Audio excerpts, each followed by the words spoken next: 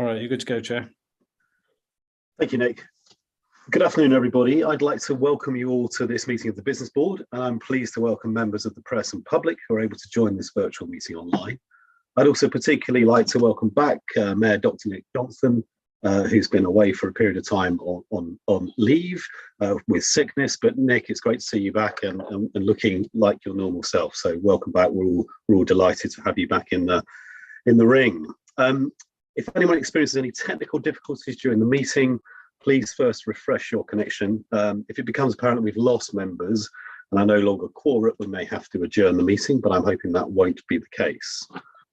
I have apologies for absence from Andy Williams, but no others at the moment. So I will begin by just calling the names of all members of the Business Board in alphabetical order, just to establish their presence for the record. So that starts with Vic Annals. Yeah, I'm here finding a mute button. Thank you, Vic. Tina Barsby. Yes, I'm here. Thank you. Belinda Clark. Yes, I'm here. Mike Hurd. Present. Thank you, Mike. Mayor Dr. Nick Johnson. Yes, sir. Amir Khalid. Not with us at the moment, so we'll wait and see if Amir joins us. Al Kingsley. Hi there. Yes. Andy Neely. So again, we'll assume that Andy may join us in a little while. Nitin Patel. Yes. Hi, Nitin. And Hi. Rebecca Stevens. Afternoon. Hi, Rebecca. Good to see you. And myself, Alex Plant. So if we can just, Nick, record any apologies for absence that have been received, and then we'll see how we go with anyone joining us slightly late. Before I do anything else, I'd also like to welcome the Combined Authority's new Executive Director for Economy and Growth, Richard Kenny. Richard, this is, I think, week 2, but I'll let you just introduce yourself briefly if you'd like to, Richard, but we're all delighted to have you on board. Yeah, no, thanks very much, Alex, and absolutely delighted to join the Combined Authority and be a key support for this business board. Got some really good big challenges coming forward, and I've written out to you all explaining that I'm here now, and looking forward to meeting you all face to face and giving you the support that you need, both individually as board members and collectively as a board, and particularly in your new role as the board takes on that advisory capacity, working right across the full business of the Combined Authority. So supporting all of that, hopefully, with you all moving forwards. And I'll leave it there. Thank you.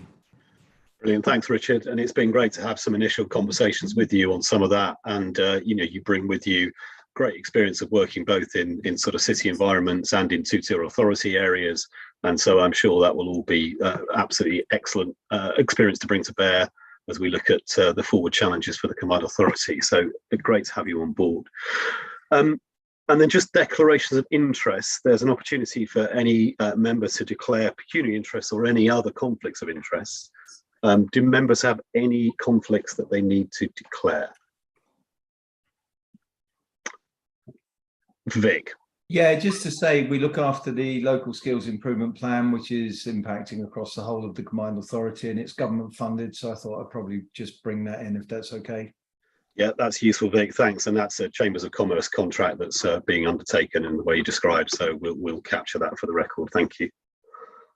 Just before I go to minutes, I'm just going to let people know I'm going to move the agenda slightly to allow for Louisa, who has some childcare responsibilities. So rather than the order we were going to have, we're going to take item 2.1 first, which is the budget and performance report. Then I'm going to elevate items 3.4 and 3.5 on Local Growth Fund and UK Shared Prosperity Fund. And then we'll go back to the normal order. So we go 2.1, 3.4, 3.5, then 2.2 and onwards. So just so everybody's aware what we're doing in that regard. So going to item 1.2, the minutes of the meeting we held on the 9th of January. We're asked to approve the minutes of the meeting that have been circulated. Can I just check whether any member disagrees with the accuracy of the minutes? I see no hands raised, so I'm assuming people are happy with the accuracy. And I think the actions are either completed or those that are ongoing we touch upon in the meeting. So I think that deals with the minutes, and we can take them as carried. Is there anything further officers want to bring on the action log other than that very brief summary I've covered? I said there are some aspects like the Peterborough meeting, which we're going to cover later, but just to pause for a second, Domenico, if you have anything else you want to raise on that. Thank you, Chair. No further comments from me. I think it's okay. I think it's well covered. Brilliant. Thanks, Dom. Okay, so that takes us on to item 2.1, the budget and performance report.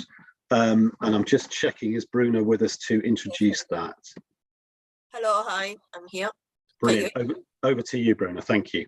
Can you hear me well? Yes, we can hear you fine. Thank you. Thank you. Good afternoon, all. Nice to see you all. So, as usual, I'm here to present to you the finance report for the business unit.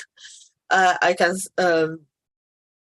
This report is up to the end of January, and it comprises of the activities that the business board is reviewing. To start with, we had a revenue budget. The revenue budget is expected to be slightly over what we were, no, slightly under what it was originally expected. So the value of the overall grant income is 5.4 million. Why?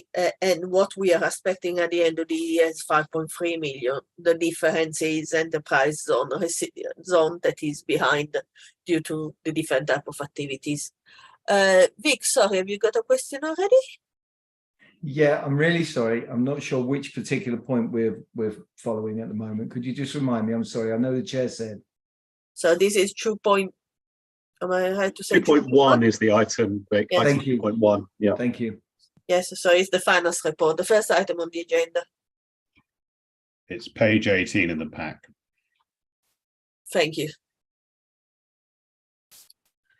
So variances today are large. So you can see the largest one is the RDF gross service grant. So this is running behind on receiving of the funds from ERDF, but there is no major concern. As you can see there, for the forecast outrun is remaining so the same as originally budgeted. Likewise for the Gulf service grant. And yeah, we spoke about the enterprise received zone, that is the third largest number there, and which we will have going to have a reduction. In relation to the business and skill revenue expenditure, you can see that the original budget was of 5.8 million, and we are expected to end at 5.7 million, but 5.881, so 5.9 for budget and 5.755 for revenue. For forecast.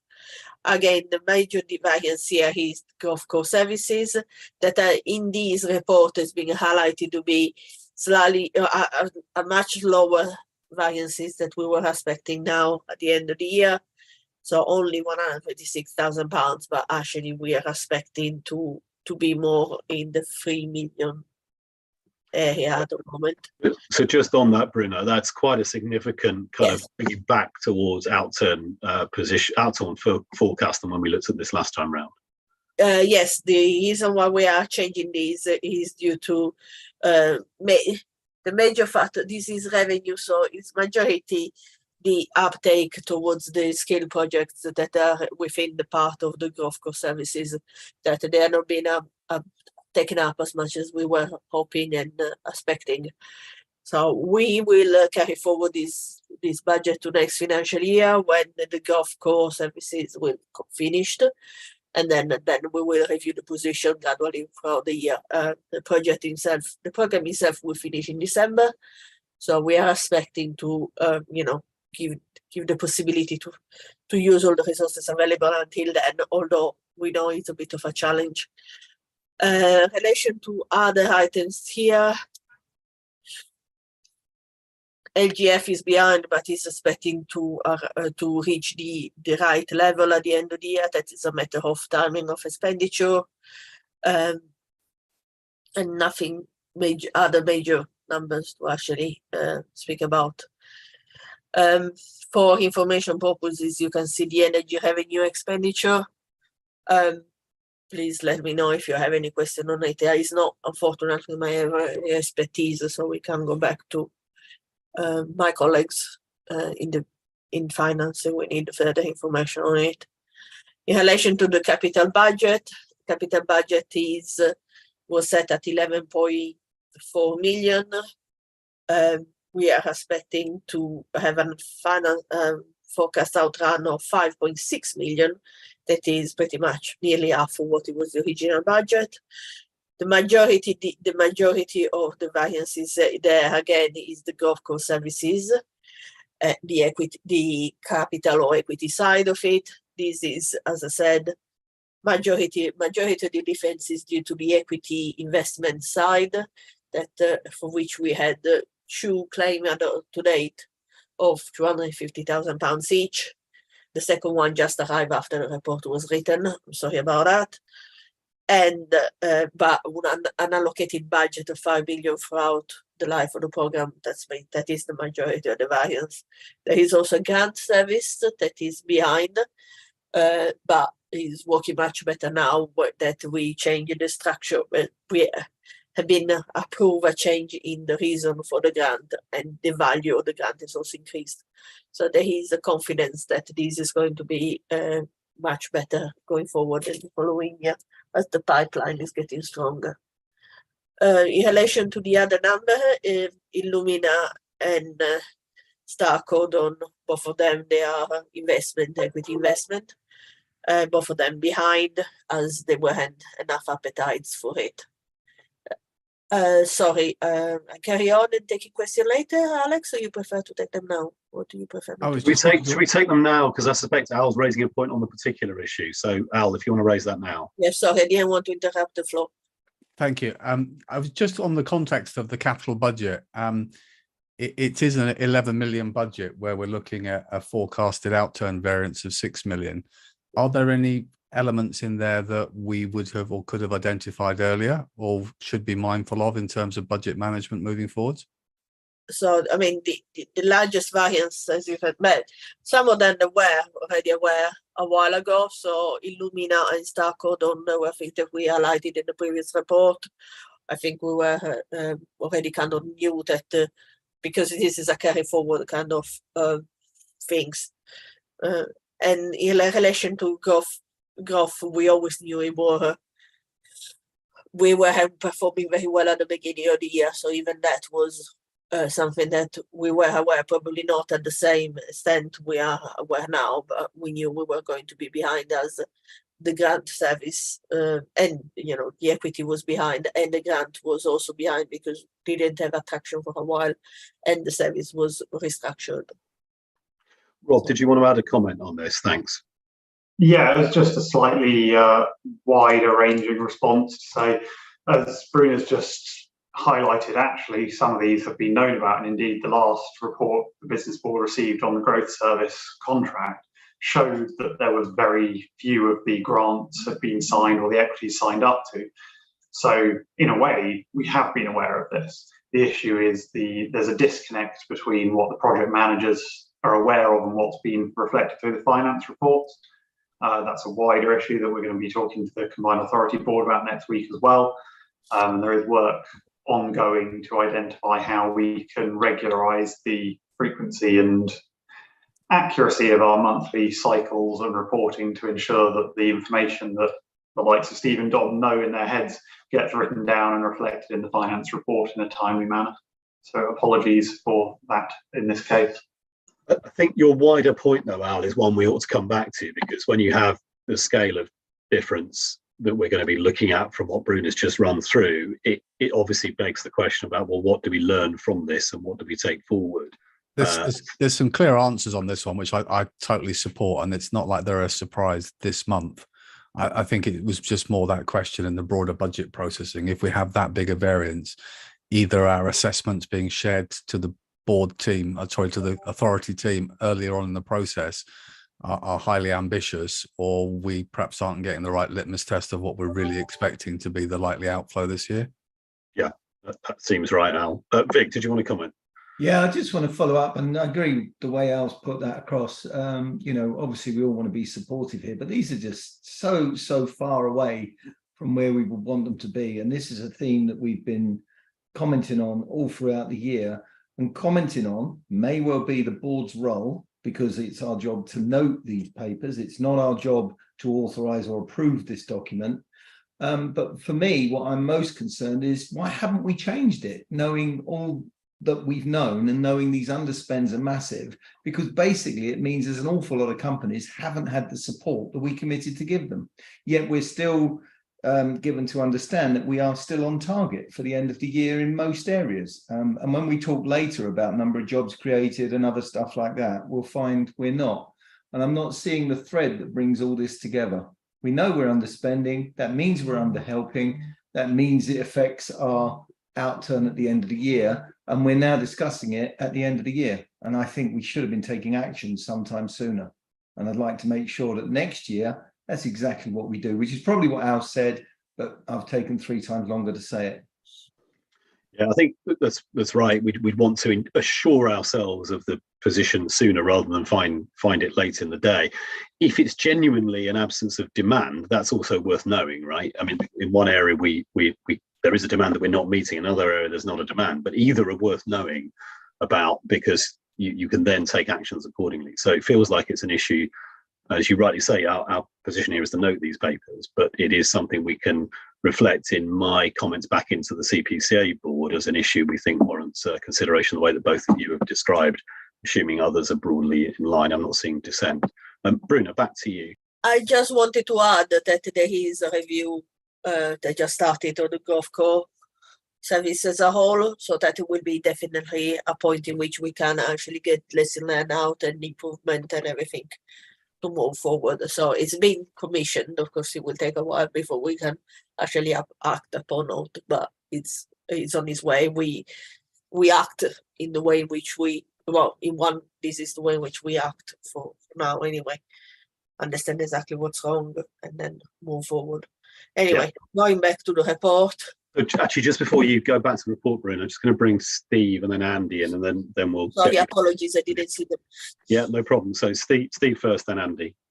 Yeah, sure. Obviously, the board is aware of some of the changes we proposed within the GrowthWorks service, and also earlier, right back at the end of the first year of GrowthWorks, it was completely noted that the equity service was going to be delayed starting. So we do have to hold our hands up here and say we should have done a more fundamental adjustment of year 2 budget at that point. But primarily the biggest thing in GrowthWorks is the 5 million of equity fund, which has only just launched itself, basically. So to the point that businesses may have missed out, they haven't. The money is still there, and there's a significant pipeline that's been built up of interest now. So we will see the money shift in the remaining programme. Okay, thanks, Steve. Andy. It's all right. Steve's just addressed the question I was going to ask. Thanks. Okay, fine. Thanks, Andy. So, Bruna, back to you if you want to conclude your comments on the report. Yes. To add to it, so the next section is related to energy and market down capital expenditure. This is also, so the original budget of this was 66 million, of which the outturn will be 62 million. The majority of the variance, the 4 million variance, is actually reported within all the growth market down activities. This is due to delay in the program, mostly related to COVID or cost of the product or no funding the resources required to do the work. They lacking the material because they weren't coming into England from abroad. Apologies for the cold. You can hear it, but you don't need to apologise, Bruno. We're grateful for you struggling through. Don't worry. Thank you. Capital and budget program. You can see that in general we had allocated and approved to spend 94.4, even 94.5 million within 2023 through 23 and 25, 26. And yeah, and you can see how part of it is actually still allocated. There is more additional work that we're expecting from growth works. That is the one that's going to 25, 26. That of course will be reviewed accordingly based on what we can get understanding. Subject to approval, a couple of market down activities that they are going to be approved soon, and some capital expenditure for ethical sports that also will be approved, but is part of next year. Good news at the end, our business board funding overview, you can see that at the moment we, sorry, let's have a look. This year we had, we are expecting to close the year with just under £6 million. With for capital and £345,000 for revenue. We are in the position of potentially investing anything further if we find some activity that is worthwhile investing. Last point at the bottom is about Enterprise Zone, in which this year it's brought in just under, it's expected to bring in just under £1 million, and that means overall we will have a cumulative surplus of £635,000 to date. Dom and I would meet shortly after this meeting, next couple of weeks, to debate, to understand how to move this forward and what we can do with the resources available. That was what indicated previously in the board, and this is what we were going to act on. Yeah, thank you. And actually, part of that is relevant to Steve, the paper you'll bring to us under item 3.1 later, which has one proposal around the underspend on the enterprise zone receipt. So we will come back to that then. Part of it is actually funding growth works at the moment. Yeah, sorry, growth at the moment. Yeah. Apologies. And that's me. If you don't have any other question. Thanks, Bruna. So just pause in case there are any other questions. There's a couple of points generically there which we've discussed and we'll need to take forward. But I think that, from my point of view, that's clear as to where we are. And as we've said before, we are just asked to note the report. So I'm assuming we can all agree it is indeed noted. I see general happiness around the room. Thanks, Bruna. Thanks for your time on this. And you know, it's a lot to work through, especially when you've got a bad cold. So we really appreciate your Sorry, efforts. apologies. It seems like he's getting worse more with the days. We might finally actually see spring soon. So let's hope that does happen and things will be better when it stops snowing. when it stops snowing.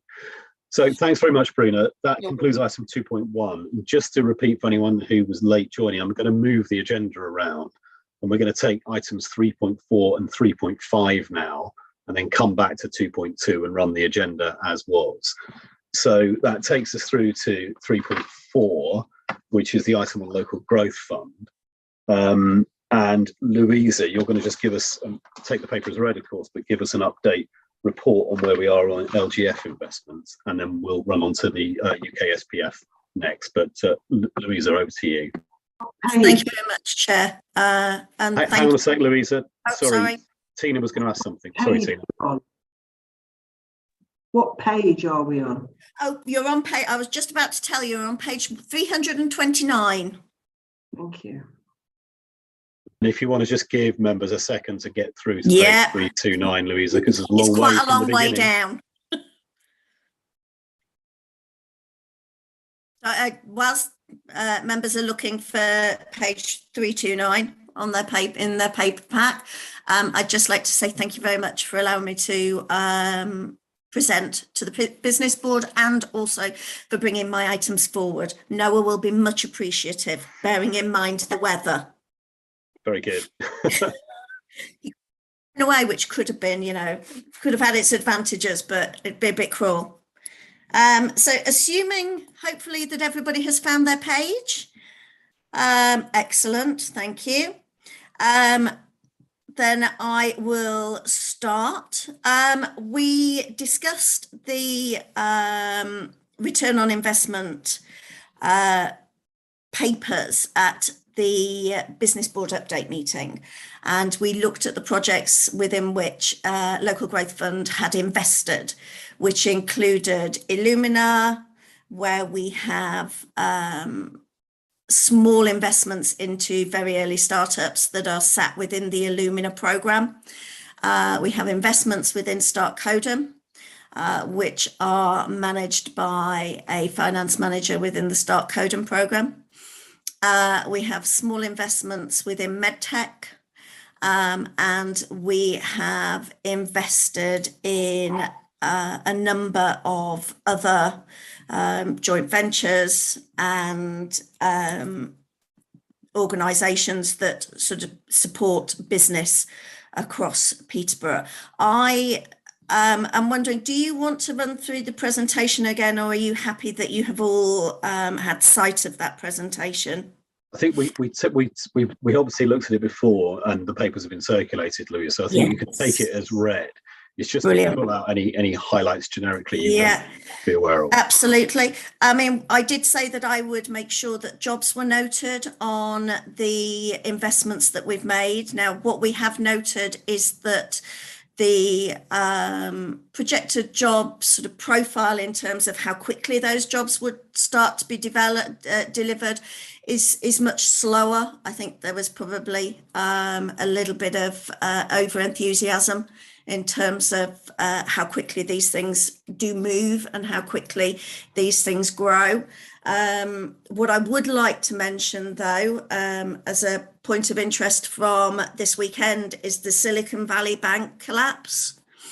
A number of the Illumina investments that we've made, a number of those tech companies had investments within the Silicon Valley Bank, and we had a few emails going backwards and forwards, just letting us know as an investor that their funds were within the within the UK arm, but they'd not been able to withdraw them in time, and that they were stuck, and they were very concerned about, upwards of 1.5 million in one company. But the rescue from HSBC has been very, very welcome. And that was also reiterated by Start Codem. If anybody follows them on LinkedIn, they'll see that they reached out to companies that might want support or might need support, and also welcomed the HSBC rescue package that's been put in place. And I know that in terms of HSBC, it's very small fry, this UK branch of Silicon Valley bank, but obviously for tech companies it's vital, and I think it's going to give it it'll offer that stability that those new startups will need, that we've got quite a few of within our region. In terms of the return on investment, the financial return on investment of these projects that the Local Growth Fund is invested in, it's very difficult to say when we are likely to get any return on that investment, if any. The hope is we will. There are a number of companies that have gone on for further funding. Certainly within Start Codem, there are 2 or 3 companies that have gone on and attracted further funding. And the same within Illumina, we have 4 companies that have attracted further funding. But even then, our return will be limited, or potentially limited, to what we invested, because we were always happy as a business board and as an organisation that it wasn't the financial return that we were looking at. It was that growth, it was the job opportunities, it was the attracting investment, it was bringing in new companies, which we are on that track to doing, and that the return on our financial investment was an added bonus. And in the SAFE agreements that we have with Illumina, there are 2 opportunities for the company to offer us our funds returned at what we invested, so our £100,000 back, or we can go at a later date and look at what that company is worth and whether we want to continue keeping our money in there and let that financial equity grow. Rob is happy, and Bruno is happy also, as my finance colleagues, to answer any of those tricky financial questions that I'm hoping Vic is not going to be asking, although Rob is quite happy to answer them. But not being an investment guru, and the CPCA not being, and the business board not being investment gurus, we do rely on the information that we get from the companies that we are investing in. Yes. So Vic, do you want to ask? You can ask your financial question if it is a financial Please one. do. You can Rob will whatever be- you like. But you can. Rob will be very happy to answer it. Vic, over to you. It's so much easier than that. Look, all I want to know Fabulous. is the jobs creation. I'm feeling Yes. really sad because we're seeing lots of underperformance in the expense in the investments, and look at those job creation numbers. They are just so far shy of what we had anticipated. However, what was the timeline for those jobs? I mean, 99 against 1,053 for Illumina. These are terribly small numbers. Propco 1. 10. You are looking at the majority. Yeah. The majority of the job numbers are within 10 years. So are we thinking we need to revise some of these? Or are we You've still got confident? another, well, we have another on the majority of our investments. They've only been in place for 3 years. But we now know So a you- lot more than we did. So what are we thinking? We do know, Be more honest yeah, with ourselves. absolutely. And it is something that we have discussed within the team. Is we know that a number of these a number of these estimates were estimates. They were in all good faith and in a fair wind, and we've got significant changes within the economy that will have an impact on the job creation across the board. And I do think it's a really sensible idea to go back to these organisations and say, right, okay, this is what you said in the beginning. Are we on track? Are we likely to ever deliver? If not, what are we going to be delivering? And how can we be realistic about those opportunities? And is there anything else that we can do? There may well be. And yeah, but yes, absolutely, Vic, we will be doing that. Thanks, Louisa. I'll bring Rebecca and Mike in. Rebecca first. Yeah, thanks, Louisa. I think this is really interesting, and I actually think I differ slightly from Vic because these are very long-term. We won't know the success of these for a long time to come, and it's really difficult to look at it now and say how successful we think it is, because in 2.6 you talk about 20 years, and I suppose my comment really is about maintaining those at the time estimates and forecasts and not messing with them, but continuing to monitor over that entire period, during which time most of us, probably all of us, will be gone, because actually we won't know whether it's successful for quite some time to come. And while I absolutely agree with what you were saying about continuing the dialogue and what can we do and how can we support them to be more successful, this is something that we really just won't know yet whether it's been successful, and we've got to learn the lessons from it then, rather than trying to kind of rush them at this early stage. So can we have this report for the next 20 years, please? Yeah, that's an unreasonable request, number one, from Rebecca.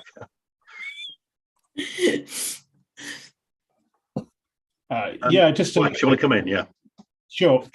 I'm not sure about this, but as an investor, if we request further information and updates on those forecasts, that becomes an official thing, doesn't it, in terms of that information having to go to the other shareholders and other investors.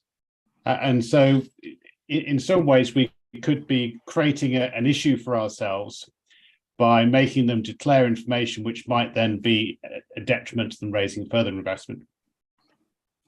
It's a good point, Mike. We should proceed cautiously, but equally we must be in a position where we can continue to have information exchange with companies we're invested in, so we understand what's going on. Is it the formality of it is the issue? Well, I think if we receive information as an investor, then all the other shareholders and investors would must have the same. Yes, of course. Yeah.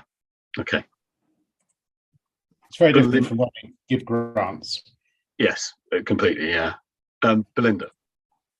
Thanks. Can I just ask a question of clarification about what this means at a bigger picture level? I'm thinking going into the government departments.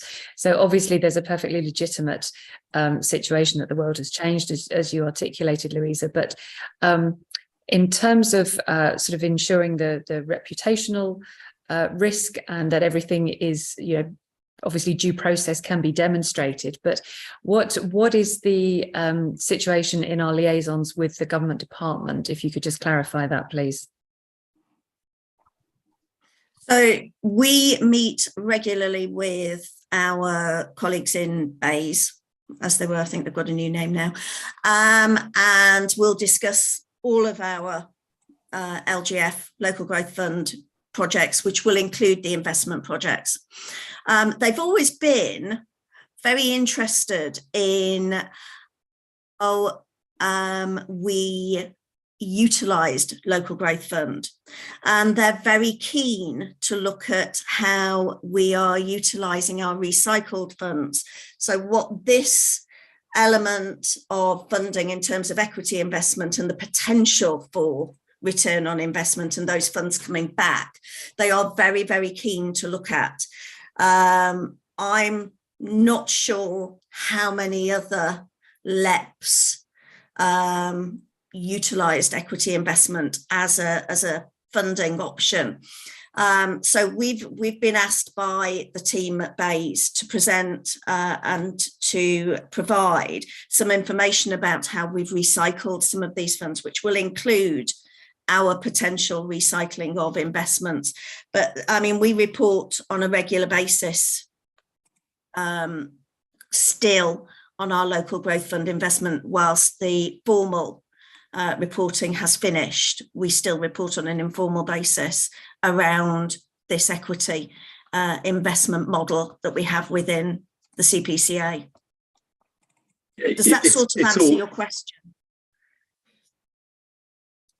It does, and it was going to come on to a supplementary question, which I think I'll probably ask at the end. You mentioned BEIS. Okay. What are the implications of BEIS's transition into the new world? But that's not a question for now, as I think you've given reassurance that there is a good dialogue and that there's reasonable comfort, which was really behind my question. Yeah.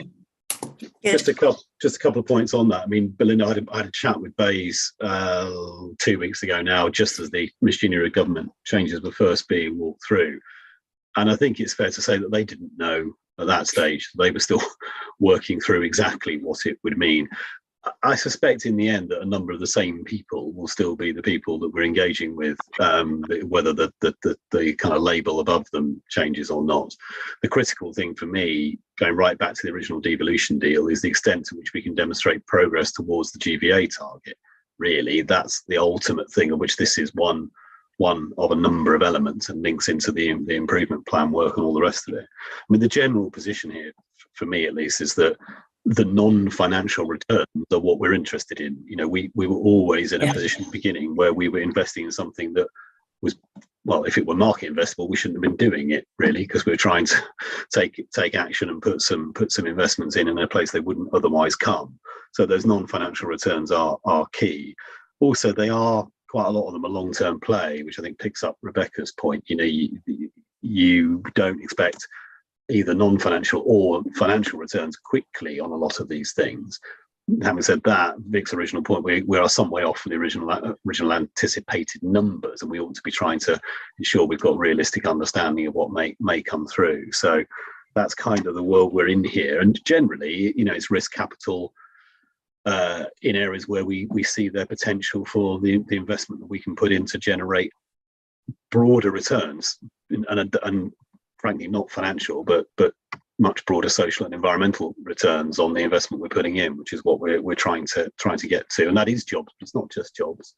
There are other aspects here, and it goes back to the Combined Authority's way of thinking about things, framed in a sort of six capitals structure rather than just against a narrow financial return, which is what this is showing. But complex, and one we should keep coming back to, because it will evolve, and we should be keeping close tabs on it so we understand where we are.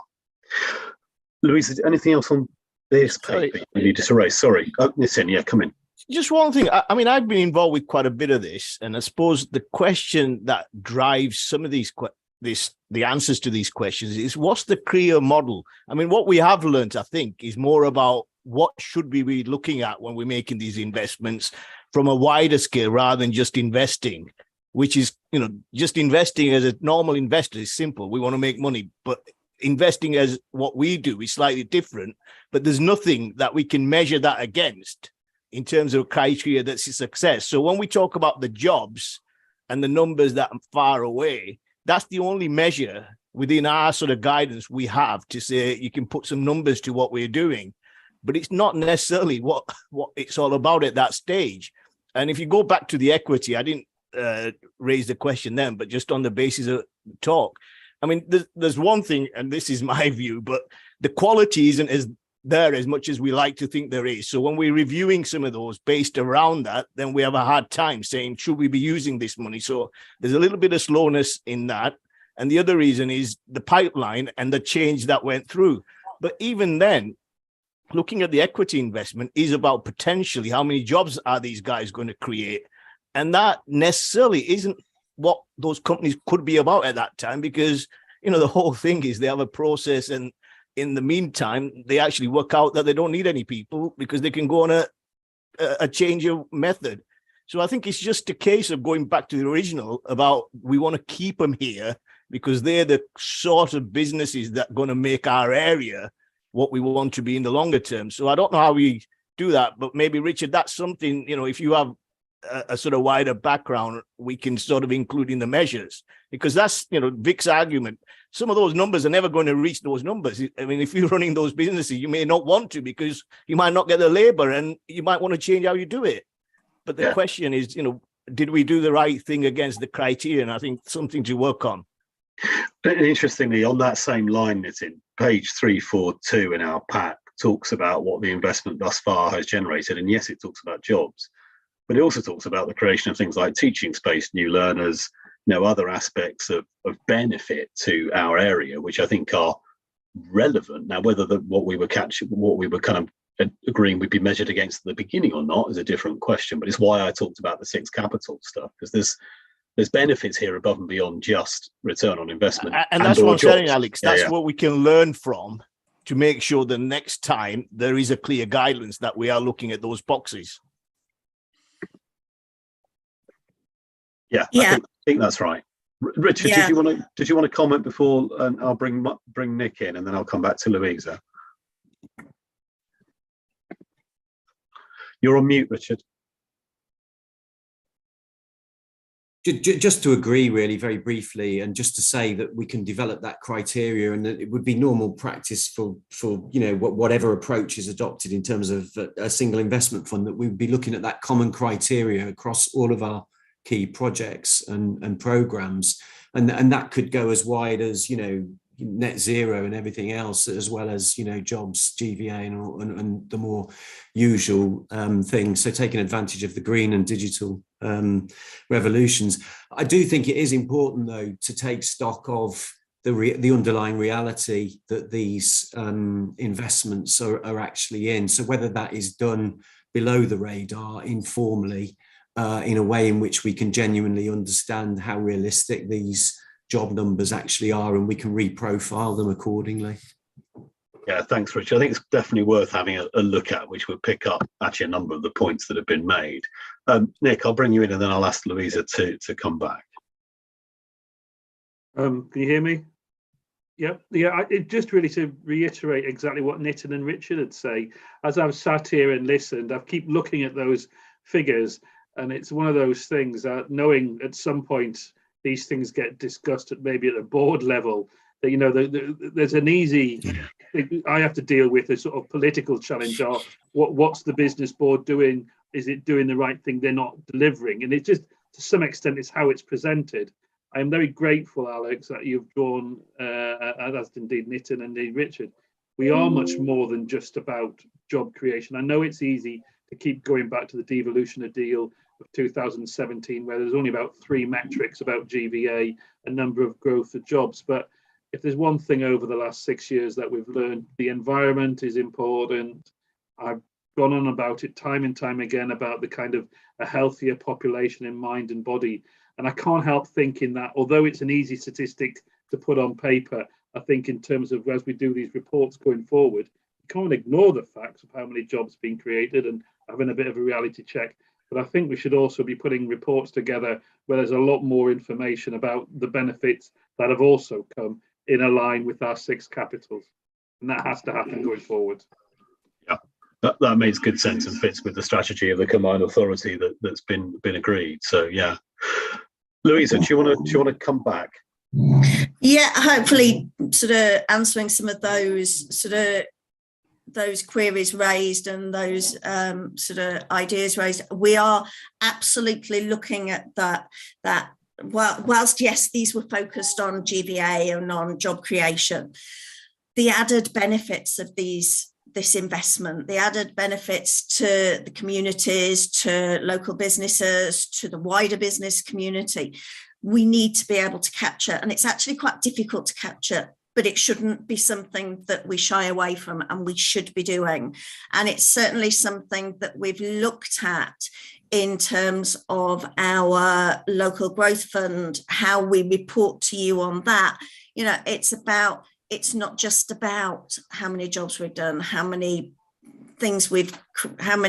space we've created. It's about real people, and it's about the impact it's made on their lives, and it's about real communities, and it's about the region and what difference has this made as a whole. And acknowledging it's difficult to do, and acknowledging it's not an easy method of an easy thing to capture, we absolutely are looking at that wide capture of information and wider capture of not just data and stats, but real life stories about, you know, this is the difference it's made.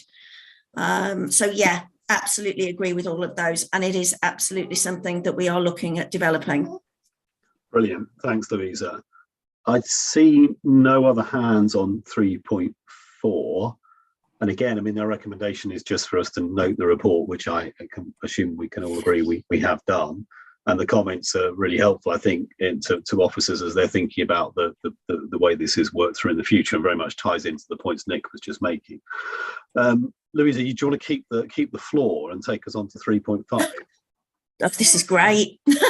Yes, I certainly can. I am pleased to present for information the UK Share Prosperity Implementation Plan that went to Skills Committee last week, I believe, outlining all of the projects that we are looking to deliver in partnership with the districts and unitary authority. And also some joint projects that are to be delivered across the region by the skills team. There are 38 plus projects delivered within each of the districts, looking at a variety of business support, community and place projects, and then the skills projects come at the end of the financial year, at the end of the programme, sorry, which is 24-25, which is when we get that funding for those projects. The projects themselves have been through various iterations. We submitted our investment plan last year to DLUC. It was approved in December, late December, early January, and we've been working on our grant funding agreements with the districts since then. So we have we have 38 grant funding agreements, hopefully ready to be signed once subsidy control assessments have been carried out across the board. It's been an interesting way of working. It's been a new way of working for the team, very much collaboratively across the districts. And there's been some lessons learned that I think both districts and combined authority will be able to take forwards. But thankfully, we're now at a place where our grant funding agreement is with the districts. And once their subsidy control assessments completed, we'll be signing those, and funds will be transferred over once they start delivering the projects. That's great, Louise. I mean, it feels like that's good progress, really. It's a lot to work through. I also think the point you made about the fact that the way this has been working is very much a collaborative endeavour between the combined authority and the constituent authorities, which is and must be the way that we continue to work. And again, that's a constant theme within the improvement board work. So I actually take heart from what you said around that being a manifestation of exactly that way of working. So that's good to hear. Yeah, and we've actively encouraged the districts to work together to maximise the sort of opportunities that they have, because when it's split down, the 9.8 million split down into the districts, there's not an awful lot of money. So to make the biggest impact, them working together is much more it makes much better use of the funds that they have. So we have 3 joint projects across some of the districts. And it'll be good, I think, for all of the districts to see that when they work together, they can deliver so much more. So this is a real opportunity to do that. And I think it's been hard work, but hard work, just because it's hard work doesn't mean it's not meaningful and isn't purposeful and isn't how we should be doing things. Any other comments for Louisa on Shared Prosperity Fund? Well, it looks in pretty good shape. And again, I think our recommendation is simply to note the content of the paper for information. So I'm assuming you can all note. Sorry, Al's got a comment. I'm sorry to dip in right at the end. I think it's fine. It's just a comment of note. I think based on an earlier conversation, many of the individual projects, and there's some great ones in there, in terms of the paper that you shared, in the far right hand column is our kind of measures of success, and many of them are linked around jobs created, jobs protected, businesses supported, which are all really, really important metrics. But it does come back to that question of how are we actually going to measure that, and do we want to measure it? Do we need to measure it? If we measure it and the numbers are wildly different, do we care? It's just putting in context of what the purpose of those metrics are for. That's been subject to serious sort of thought across the projects. Those metrics are what the government have asked us to measure. Those metrics are our very bottom line. These are what we're going to measure and deliver back to government in terms of our monitoring and evaluation. What our projects and what the districts and the unitary have done is say, okay, well, yeah, we can do that, but actually it's going to do this. And we've got a much broader, wider measure of activity and outcomes and outputs that will be part of the monitoring and evaluating that we do within the region, but not necessarily what government wanted to know. Government wanted to know those very basic, those, how many jobs have you created? How many jobs have you safeguarded? Which is all great, but actually they missed the point in all of the other stuff that these things deliver to individuals, to communities, to businesses. There's a lot that we're going to be collecting. And I'm more than happy to share. The implementation plan is how we will implement what government have asked us to do. So we will be giving this will go back to government to DLUHC with, these are how we're going to deliver all of your outputs and outcomes that you said you wanted us to deliver. But what we can certainly do is maybe create an enhanced implementation plan, or at least a plan that allows you to see that additionality that all of those projects are going to be delivering, because it's actually quite substantial, most of them. You know, for some of the projects, to government, they're delivering one output and one outcome, whereas when you look at their applications, where you look at what they've actually said they're going to deliver, it's significantly more than that. But government aren't interested in knowing those bits because they're not on their list of outputs and outcomes, which was so incredibly prescriptive. But picking up Al's, completely agree, Louisa, but picking up Al's point, I think some clarity on how we're going to measure those broader benefits, whether that be, you know, whether that be social capital, whether it be natural capital, whatever it might be, means we've got a mechanism by which we can see how we're doing. I mean, Al, sorry, I'm speaking for you potentially, but was that part of what you were trying to get into? Yeah, I won't raise it as a specific one, but just to give an example, because I take the point, I think now Nick has shared, we're looking at those other measures. We've got projects that involve a 3-year investment of $250,000, where we've got really specific measures at the end of it in terms of 355 businesses implementing improvement, 8 businesses introducing new products, all within that investment. And that seems so absolutely specific in the context of, I don't know what crystal ball we were using, and I understand the government requires a number.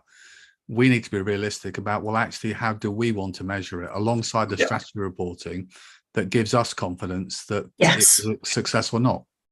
Yeah, absolutely. And what we are looking at, Al, is trying to establish some sort of baseline upon which we can say, well, there's the growth, there's where, and the districts are taking that on board in terms of developing that baseline. So we can say, okay, well, yeah, this is working, we are creating, or if it's not, we may not be doing that bit, but actually we're doing that, which is of more value for our region than those bits there. So I think it's about it's about being agile and a bit flexible in terms of, you know, what do we want as a region while still delivering what central government are asking us to do. The one bit of steer on trying to get your handle on some of those metrics and how you can measure them is there is some work going on at the Bennett Institute, which Diane Coyle and Owen Garling have been doing, which I think both the City and South Cams have had some link into. And rather than reinventing the wheel, it might be worth may already be going on, but tapping into that, because I think that gives the answer to what Al's pushing at here, is yes, we meet the government kind of objectives we must do. But going back to what Mayor Dr. Nick was saying earlier, we've got the ability to show against baseline improvements on things like health outcomes, social capital, environmental enhancement, whatever else it might be. So it's worth having a look. Richard, I mentioned this to you last week, but it's worth having a look at that. Sorry, Richard, do you want to come in? Yeah, thanks, Alex. I just wanted to add, one of the things that might be really helpful is just stitching this into our, economic narrative more generally, and actually aggregating up what the scale of all of this is, in terms of how the overall fund is contributing, as a totality, so that we've got that big picture, and then having some of that softer narrative around how it feeds into our overall economic growth strategy. Yeah, that makes good sense. And Louise, that makes sense to you too, by the sound of it. Yeah, absolutely. Absolutely. Good. Okay. Any more before I attempt to just take us to the recommendation, on our noting recommendation again? I'm assuming everyone's happy to note, and we can therefore take that. And Louisa, thanks, and we can release you in time to collect children from wet bus stops. Soggy children. Always good. If anybody does have any questions or anything that they want to ask about, or have any suggestions around any of this, we are absolutely open to them. Brilliant. Thanks, Louisa. And I'm sure people will take you up on that offer. Thank you. And thank you for your time. You're welcome. Thanks, Louisa. So I'm now going to take us back on to item 2.2 for those that are still with me. And Steve, that's going to be with you around the March iteration of the Strategic Funds Management Review. So Steve Clark, who's our Interim Associate Director of Business, is going to present this one. And Steve, do you want to just take us to the page in the pack where we're at? Right. Sorry, in the pack. I wasn't ready for that. It's 27. Oh, thank you. Perfect. Okay. So good afternoon, board. So this is the regular update report that covers all things spend performance of strategic funds, the monitoring of the projects, funds, much of the conversation we've just had, actually, and then a general update on some of the funding activities that are going on. So it's quite a long report, this one, because we seem to be getting, every few months we're adding something new in terms of a new funding. That's good, but obviously it just makes the reports longer and longer. So what I'll do is I'll take it as read that you've looked through the report, and I'll jump to just some of the highlights in the report.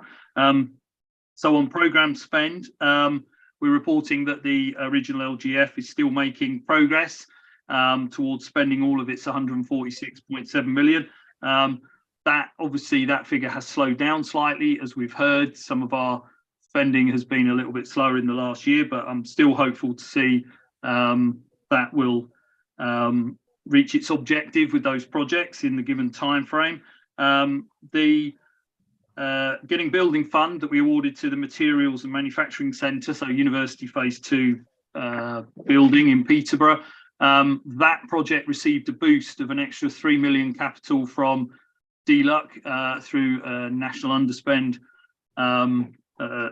process that it ran earlier in the year. That was notified to the Combined Authority in January, so that's good news there. The Peterborough University Phase 3, however, having run its procurement process, has had quotes come back 4 million above the available budget. So a change request has gone into DLUC to request a bit of extra time to look at some value engineering, potential redesign, and obviously a bit of time if any new planning needs to be submitted.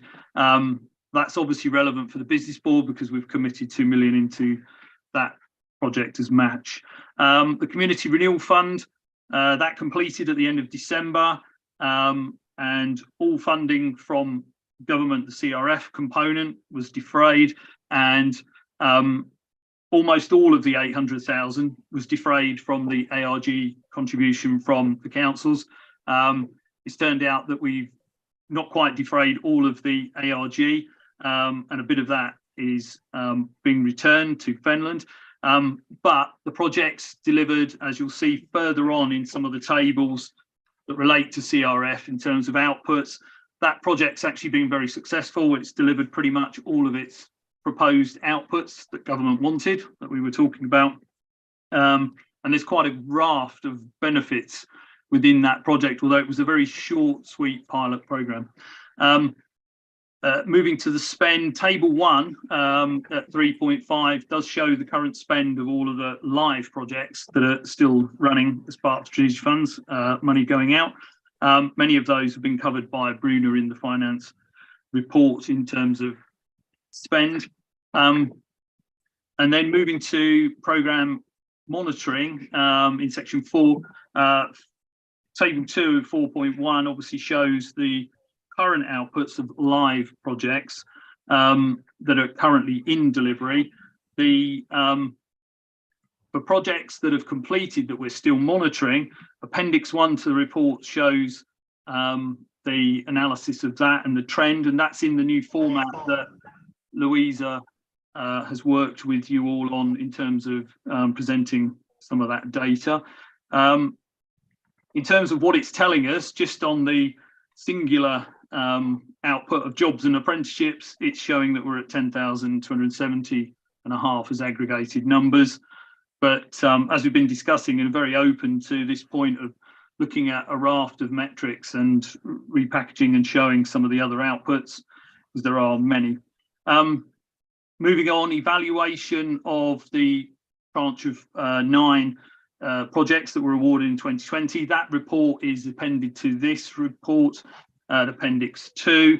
It has a few headline points in there, but some mainly positive aspects in terms of suggesting that it's the impacts are going to be delivered and do fit with our current economic growth strategy. There was extra private sector match leveraged, and outputs seem pretty good, and the likely tag for most of the projects is good or very good value for money position. So that's good. There were a few positive things about management of the fund, which is good in terms of lessons learned or things we can say have gone well and taken forwards. They're listed at 4.7, but there was some weaknesses noted. Unsurprisingly, it says about getting more robust data collection and monitoring processes. It is quite an activity of going back to particular projects and obviously gathering. People change, people move on, things can get quite complicated and difficult to track and find. So there is quite a lot of work that does go on behind in the team, and we need to take this into consideration and build on that.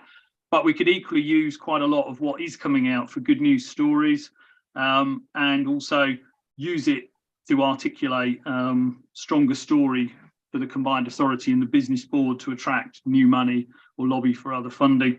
At 4.9, it's noted about the business growth service that's being reviewed by separate contractors, and we've kicked that off. There was an inception meeting on that particular process last week.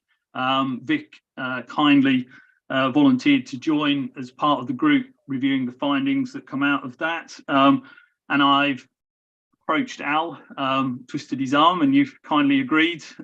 Where available, you're going to join into that as well. Thank you.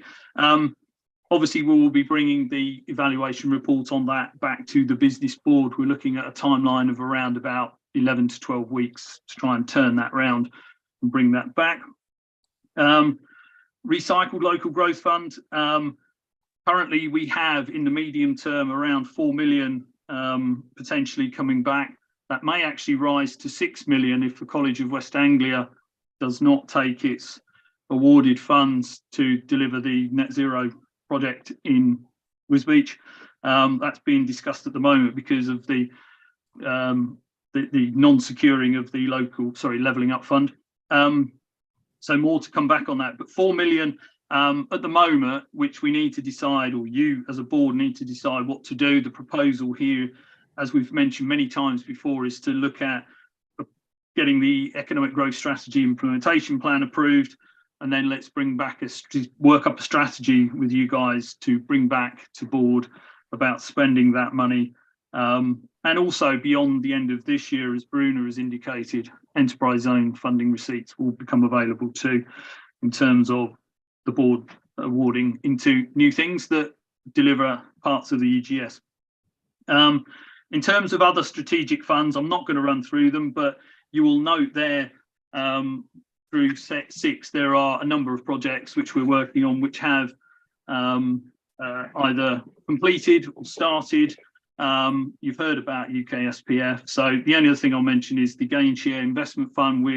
We're about to go out for procurement. We're holding an open meeting day or whatever it is to do market engagement with potential folks who are interested in delivering that. I will stop there and take any questions, as there's a lot in the paper. Great, thanks, Steve. Good job at giving a summary of which say is a long paper with lots of useful stuff in there. I suppose just a couple of comments from me before colleagues might want to come in.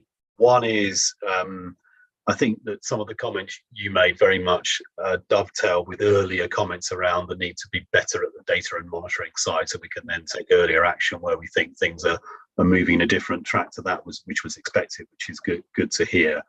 And I read the Metro Dynamics report, and there's nothing in there that was sort of surprising. Lots of good things pulled out, but yeah, certainly some areas for improvement as well, as you reflected on. The other thing I just wanted to say from a personal perspective is it chimes a bit with some of the earlier discussions as well.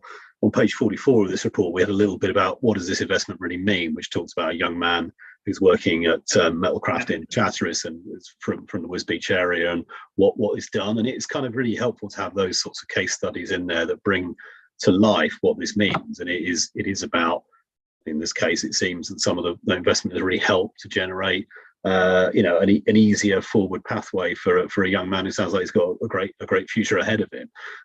I mean, we need to see that alongside the core metric data, but I, for one, found that a really enlightening and useful thing to see alongside it. So more of that is welcome, I think. Other comments for Steve on this paper? As you say, we've covered some of the issues in the previous discussion, given that we've gone in a different order. So maybe that much of what was wanted has already been said. So, but I'll come to Al and then Vic and then Andy. Mine's a quick one, and I think probably resonates with what Steve's saying, which is just when we're looking at that 4 million plus in terms of recycled LGF, I think when we are looking at opportunities, we need to apply some of the additional criteria that perhaps we've talked through over the last couple of meetings as part of that process. Yeah, I think that's a good shout. Yeah, makes absolute sense. Thanks, Al. Vic? Mine's really easy. I'm merely human. I can't do justice to a 149-page report. It's too much. I continually say this, it's nobody's fault, but we really, unless you guys are all far better talented than I can't comment and note a 149-page report in the short time we're given to read it. The other point I'll give is, why are we being asked to note this? Because I would have thought this is pretty much core of what we do if we did have time to read it all. Why isn't this one that we would sway in on and approve? Why would it be noted? So there's 2 points there. The first one is just a bit of a bleat rather than needs an answer. Yeah, it's a fair point about what the board is being asked to do. I mean, obviously, generally, most of the time, we tend to only put in recommendations. So when it involves funding or project changes, things like that, which have to go up to the CA board to be ratified as a recommendation from this board anyway. But you're quite right, Vic. I mean, there are many ways we can frame round the recommendations in terms of, it depends what's being asked here. I mean, a lot of this is factual information just to update you on what's happening. I think it will change. We've had this update style on this report for a while. There will be, when we look at the strategy of spending the money, that's going to involve some very careful decisions about which way we go, and then approval of those projects. So I think it will change, but I do take the point, and I do take the point about the length of papers and everything else. And I think I'm very conscious that we could try and refine and simplify this in some way. You probably don't need all of these updates all of the time, is potentially part of the answer. I think the one other point on what the recommendation should be on these, I mean, ultimately, you're right that it's part of a governance structure that goes into the CPCA board. But I would have thought that really we ought to be asked to comment on these papers as well as to note them. I mean, Vic, does that pick up the kind of nub of what you're saying? Yeah, okay. So maybe that's one to think about in the future, Steve, because it feels odd not to do so. And it's actually consistent with the evolution of the role of the business board into a strategic advisory one. Well, if we're going to be strategic and advisory, we can't just note. We need to be able to make comments. In fact, we sort of are as we're doing this, but the recommendation would be clearer if it were that way, I think. Yeah. I mean, obviously, Rena, who's listening in from the monitoring governance team, that's their domain. That's Rena's domain. Yeah, let's not get into it now, but Rena, it's probably worth thinking about. I wouldn't have thought it was difficult to have a comment on, and even if the ultimate decisions still sit with the board of the CPCA. But anyway, let's take it offline. I think Vic makes a good point. Andy. Yeah, so I didn't endorse that point. I mean, it's a general point about the agenda today. We've got a lot that we're just noting, basically, and that sort of begs the question of why we're noting it. But putting that one side, the other, I am going to comment now. I thought it was a helpful, there's a lot of detail in there. But on the case studies, I think the personalised case studies of what some of these investments really mean to individuals are really valuable. I just wonder whether we're making enough of them and enough of those stories. I mean, we've now got quite a lot of investments the business board has been involved in, combined authority supported across the region. It would be really good to start to get some, whether it's vlogs or just continue that series of videos we had, but where we're actually starting to push out some of the messages about the things that have been supported. And we kind of go through fits and starts on that, but I don't feel like I'm bombarded by, here's another example of where the combined authority or the business board has made a difference in the region. Unlike getting bombarded by the number of bits on social media I get about why the congestion charge is not a good idea.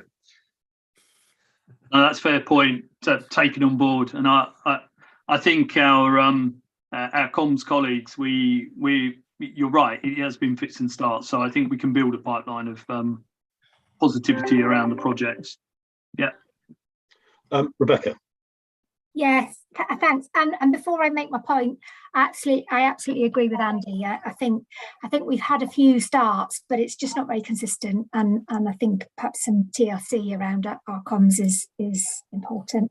The point I wanted to make goes back to the previous discussion around the length of the reports and that. And I thought it was a really interesting report. But there was so much of it. And there's lots of lessons learned, and I kind of paused halfway through and I went, so what does this mean for me, and how am I going to what am I going to do differently next time as a board member? And I kind of came up a little bit blank there, because there was almost like too much with too many different funding streams, and I don't know whether that's around what's already been decided, what's already been suggested around comments, and how we as a board perhaps agree how we might approach it differently next time, or whether there's a bit of consolidation of, now we've had a number of these reviews, can we pull out some overriding themes about what we maybe might want to look at as a board, because some of it is very much around the management, but as a board, we can do better, and I'm not quite sure how we do better at the moment if we're just looking at lots of reports and nodding them through. So it's just to sort of lend my weight to that, although it was really good. Steve, do you want to come back on that before I bring Mayor Nick in? I think it's very valid. As the business board is at this moment, as has been mentioned, of potential change, future remit role. I think that's a really valuable point about drawing out the common themes of those focus. And yes, I mean there is so many ways you can look at this. So we need to try and focus and hone in on those things that are most valuable to the board and to the future evolution. Great, thanks, Steve. Nick. I think to speak to the point that's just been raised about visualizing and the sort of communications, there's been a lot of changes obviously within the combined authority, and I'm having sort of been away, I'm coming back to a very enthusiastic and very positive looking new EDs, executive directors. But the one thing that I've been very impressed in that Gordon has brought in has been the policy unit. Now, I don't think there's anybody here sitting. I think it's obviously the policy unit is made up, with Steve will know, with Ed Coleman, and we have a new kind of lead there in terms of Kate, as well as Connie. And I just can't help thinking, in answer to some of the questions that people are saying about actually demonstrating to the wider world what we have achieved, we're missing a trick by not having somebody from the policy unit coming to these meetings. And I would like that to make that as a sort of minuted proposal. Thank you. Makes sense to me, Nick. Can't see any downside in that really, and it would make that link, and it's in our gift, I guess, as to which officers attend these meetings. Richard, over to you. Yeah, just to back up everything that's been said about the comms, and I think really key, and we've seen other combined authorities do this really very well. When we've had the sort of evaluation work and the amount of effort that's gone into that analysis, to miss the opportunity to not promote some of the good things that have happened here, to earn our autonomy for another devolution deal and everything else that flows from that. is just, you know, a completely missed opportunity, you know, and I think other combined authorities have done that very well. Greater Manchester have been doing it for years. The West Midlands have got better at it. I think it just, you know, we should be pulling out some of the real key successes here and actually really promoting them and shouting about them. And, you know, if we've got comms people that can help us with that, that's great. But we should be going through it and actually pulling them out and saying, look at these great things that we've done with 150 million growth fund, and, you know, getting that confidence back from government that we are a place to invest in where we can make a real difference.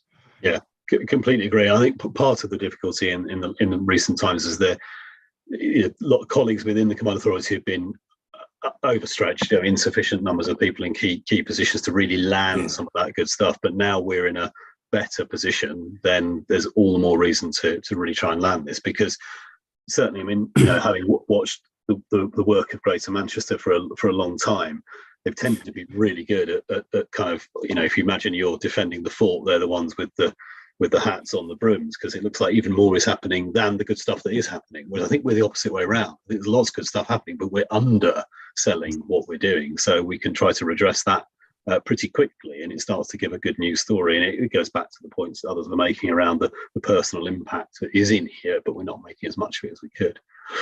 Melinda.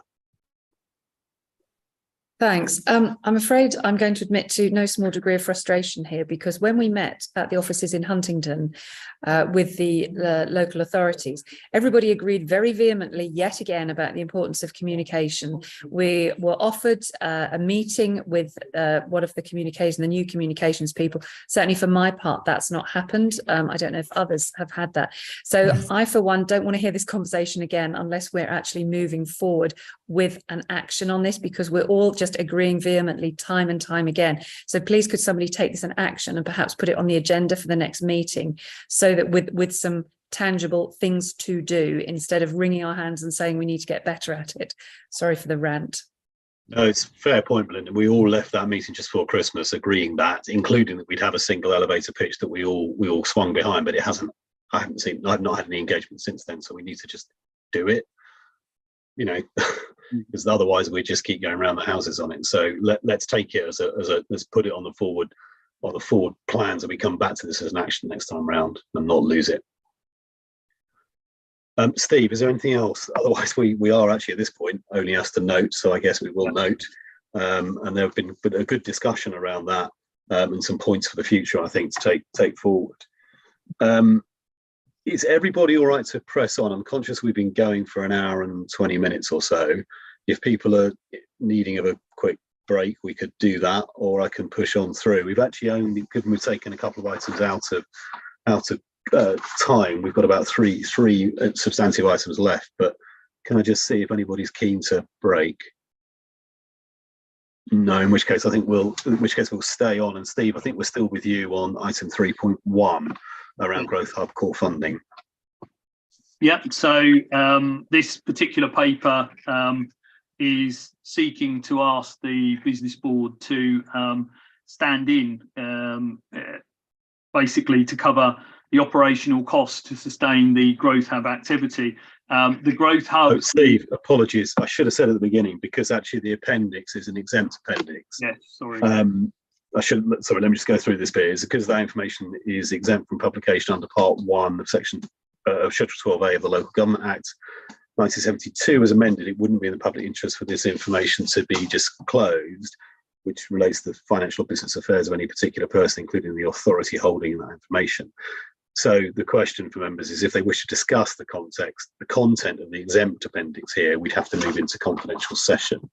So is anybody wanting to have conversations around the exempt appendix? So I'm not seeing anyone asking to do that, so we can therefore continue as planned. So sorry, Steve, I should have done that at the beginning, but I interrupted your flow, but I'll let you come back in. So I was basically saying the board is being asked to stand in for next financial year's funding to cover the Growth Hub operation for CPCA. This was predicated on the fact we hadn't heard from the Department for Business and Trade when this paper was written, but we have, however, had a letter today from them confirming that funding will be there next year for Growth Hub. What they haven't told us is exactly what the split will be across the country, but it's a similar amount to last year. So it's 10 million nationally last year in England, 12 million they're saying in this letter today. So I'm still going to very briefly go over the paper, but only from the point of view that what's being asked for in the paper here, which is 295,000 to provide next year's 1 year service, is if we end up with less than that, then this paper is seeking just to cover that difference. But the So reality, Steve, just to be really clear, is the recommendation now that it's essentially a contingency to cover that amount pending the conclusions of the information from business and trade? yes, correct. Okay. Yeah. And I think, and it does mention in the existing recommendations that it's a contingency funding. So, you know, in the paper it does say that. So I won't press on through the rest of the paper, only to say currently our Growth Hub team are embedded within the GrowthWorks contract. Obviously that comes to an end at the end of December. This is seeking to fund the Growth Hub service through to the end of the financial year. And obviously the Growth Hub is a triage service at the point of entry for all kinds of business inquiries, not just those that GrowthWorks seeks to work with under its service lines. It's a generalist business support service across the patch. So yeah, I'll just perhaps it's easier if I just take questions. As I say, the confirmation letter today looks like we're going to get what we need for the coming year. Yeah, well, there's certainly welcome news from the from today that wasn't available when we discussed this before. Nick, you've got a comment. Yeah, it's obviously very good news. But my worry would be that in a period of uncertainty, whilst we've been waiting to hear it, has there been any damage done to the actual Growth Hub in itself in terms of have people already made further arrangements? And would we, obviously we want it to continue, but do we need to bear that in mind, that the consistency of the delivery of service will be maintained? Yeah, I can answer that. I mean, obviously staff were written to at the contractors, because they're employed by our contractor that delivers GrowthWorks. They were written to notify them of being at risk.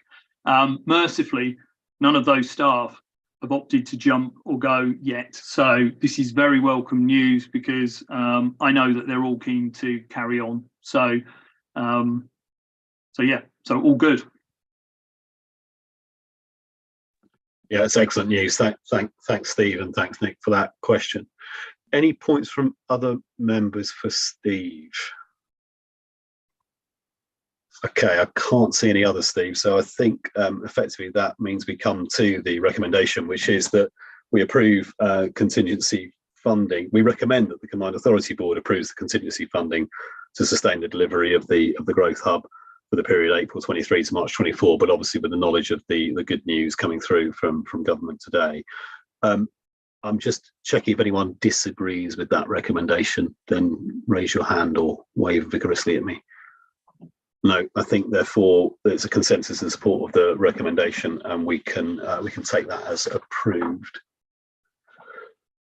Okay, Steve, it's a Steve Clark show, so we're going to still with you into 3.2 to introduce the implementation plan for the economic growth strategy. Yep. So this particular report is to conclude and land this draft of the economic growth strategy implementation plan. We've obviously, the board has obviously had sessions with Metro Dynamics and ourselves, formal sessions to work through this, and we've worked with many other stakeholders around the region to develop the implementation plan. I mean, it is a live document, and we've been at pains to say that what we didn't want to do is develop something and say this is a done document and we're just going to stop.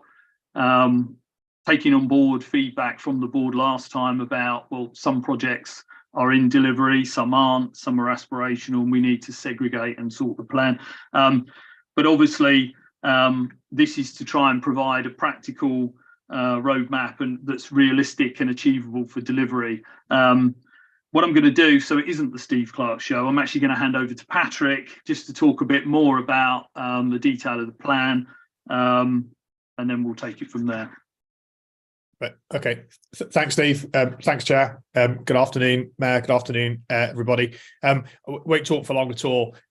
As Steve says, the economic growth strategy was published last May, and obviously implementation began straight away. The reason for doing the kind of implementation plan bit of this now is that shared prosperity funding wasn't confirmed, and the detail of that wasn't confirmed until pretty recently. So now there's a kind of series of funded projects and things which are locked down, and it makes sense to pull together what, as Steve says, is very much a kind of living document. What the implementation plan does is to set out the kind of main actions that CPCA and other partners are kind of currently planning to take towards the longer term vision and objectives in the growth strategy. It's really important to emphasize this. It absolutely doesn't and isn't designed to set out everything you will ever need to do to deliver the economic growth strategy. And everyone's always been really clear about that.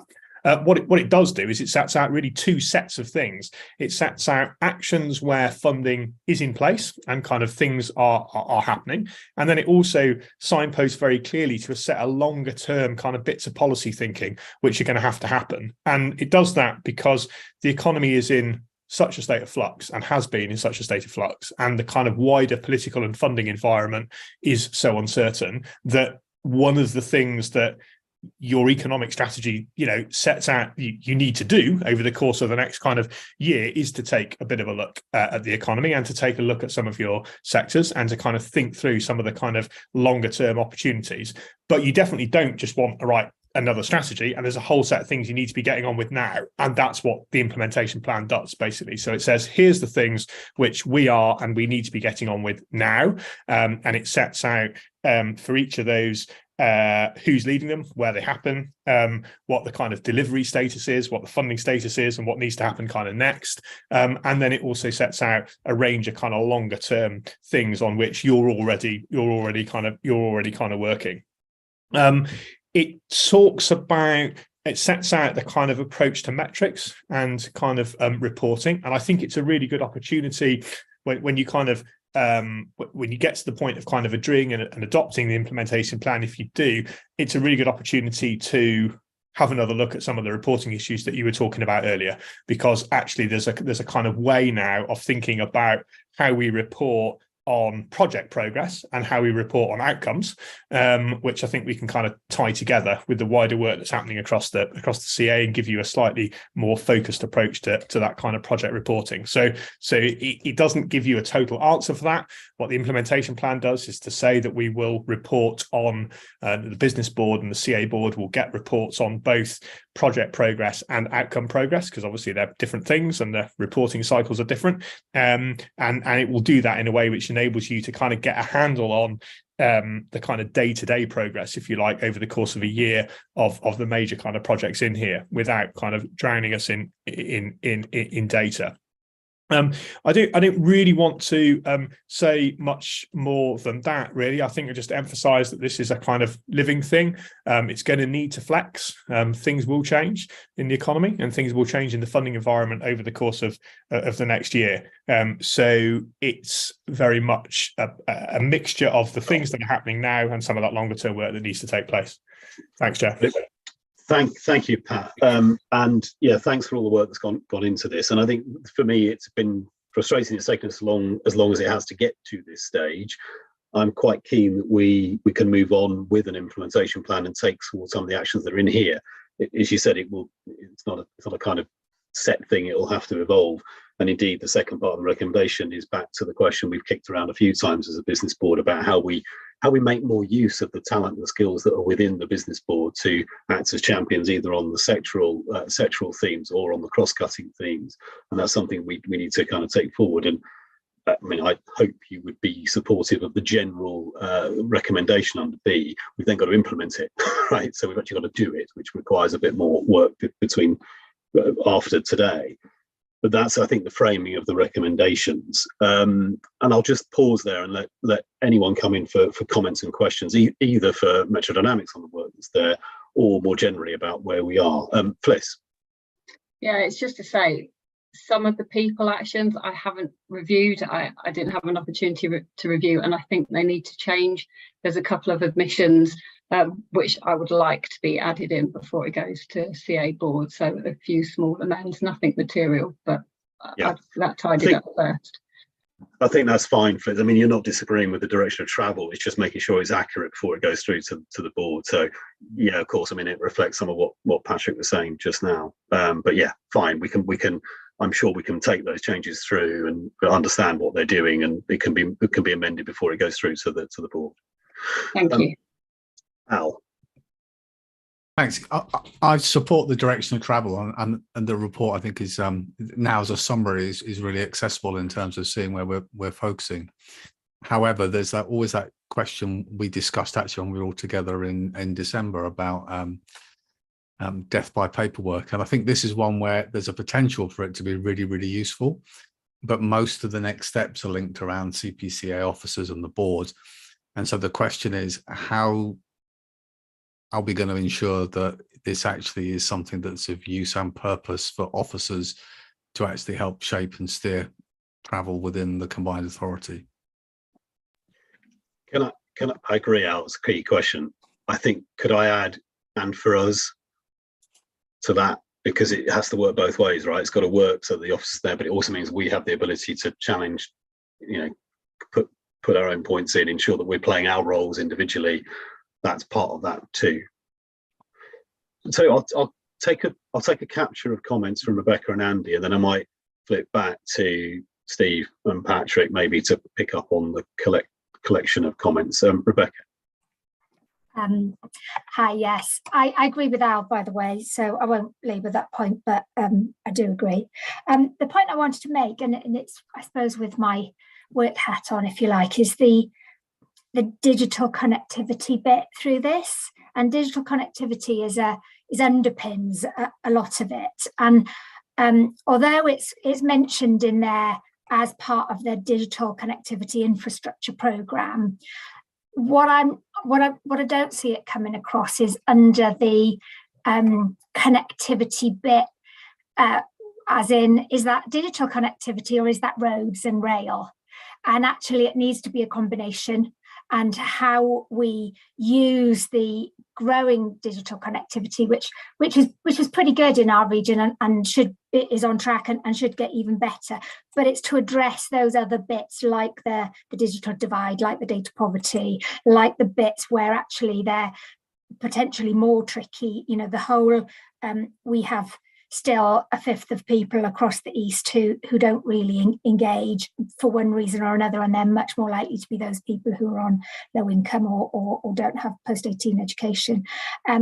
But also how it links into the prosperity, really, around how much people can earn depending on how digitally engaged they are, how much they pay bills and all that sort of stuff. And I'm not about to suggest particular wording, but that doesn't come through for me quite as strongly as I think it maybe ought to, although it is mentioned, but it's mentioned almost as a bit of a silo as opposed to an underpinning.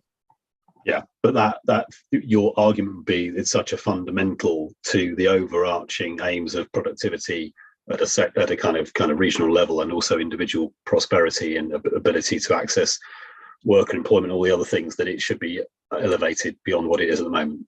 I think, yes, absolutely. I think it's, you don't know what you haven't got when you've already got it. And because we're doing pretty well, and particularly the urban areas of Cambridgeshire are pretty good on digital connectivity, you don't realise until you go out into remote village how poor it is out there and how many opportunities they don't have because of it.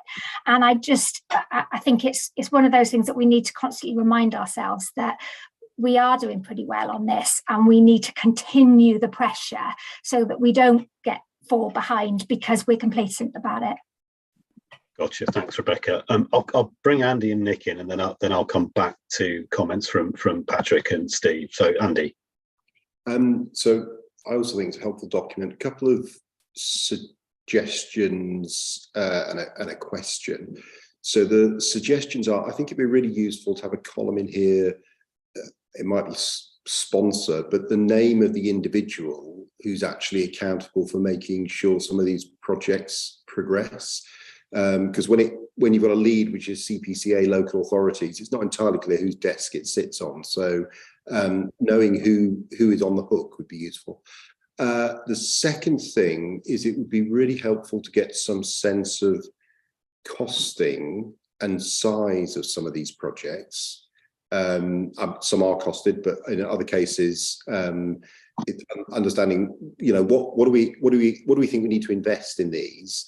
Because that brings me to the question which Nick or Richard might or might not want to answer at the moment, but it's about where the budget comes from and the allocation to these projects, and how we make sure that this feeds into discussions about combined authority budget and or going to central government, because there's all sorts of questions over future of LEPs and funding into the kind of business support area. So we need to know how much money we think we need to deliver these projects. Then we need to be clear about, in some cases we know where the money's coming from, but there's a kind of appetite locally to be able to support them and whether it's a practical set. So addition of the sponsor column and then something around costing and where the money actually comes from. Great, thanks, Andy. That all was clear to me and makes sense as kind of proposals for strengthening this.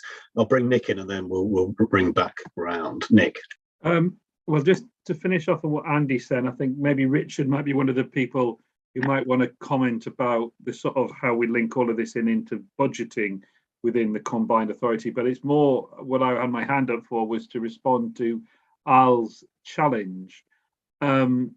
As again, I've come back refreshed personally, but also refreshed to an organisation where for me, I can already see a very different way of how the organisation will be going forward. And particularly, I can think over 2 years, I haven't had, as a mayor, I mean, normally there would be another member of the board here who would be, I genuinely thought it was the deputy, but the deputy who used to come was not here because it was the deputy, it was because they were actually the previous sort of supposed lead member for growth.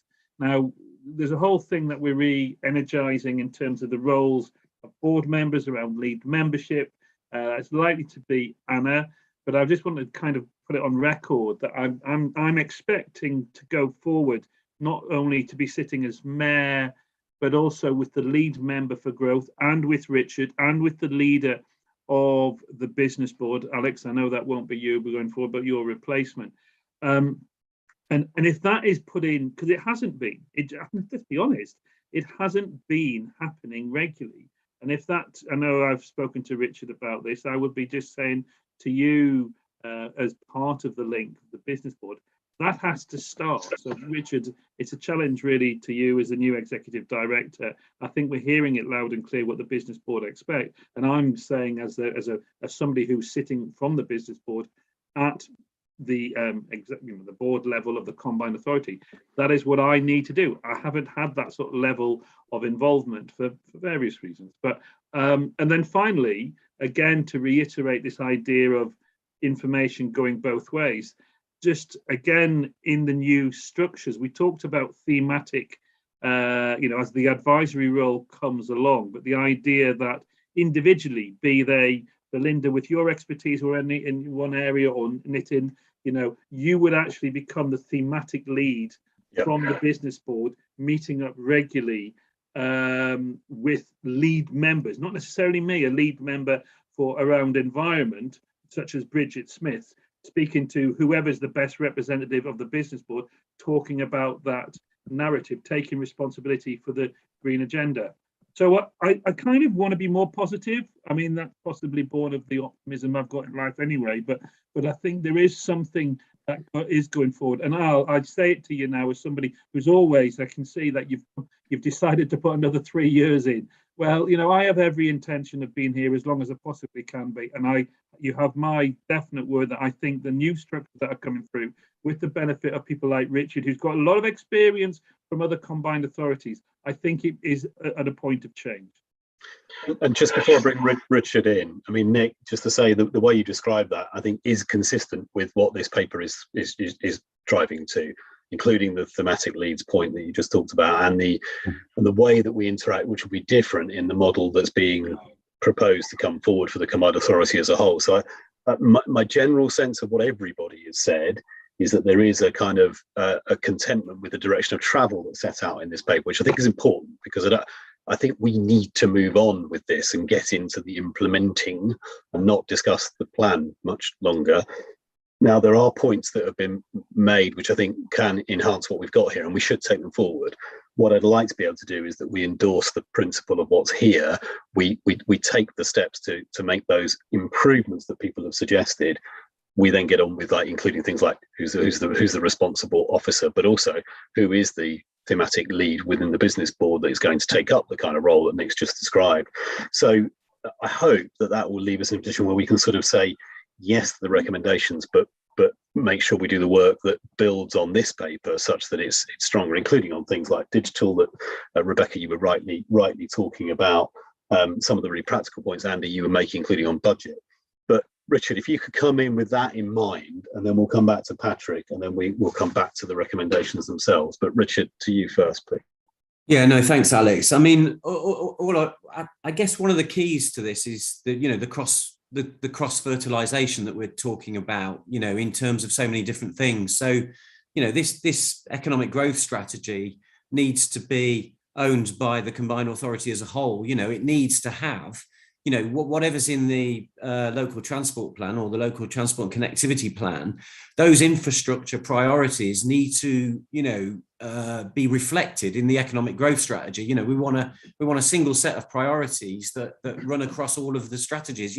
It's like interlocking spheres of influence, and I think that's the intention with the governance review, to actually cross-fertilise so the business board can work both up and down the Combined Authority, but across the Combined Authority as well, and therefore influence the Skills Committee, influence the Transport Committee, influence housing and everything else, so that we start to get this, horizontal way of working bottomed out. And I think that also applies to the questions about funding, because we've only got so much funding. And I think the more we can move towards, some Combined Authorities now are asking for single settlements, we need to work increasingly towards a single pot, so that we can start to genuinely prioritise across the different budgets to enable us to get the biggest bang for our bucks across those big priorities and focus in on those big ticket items that are going to make the biggest differences.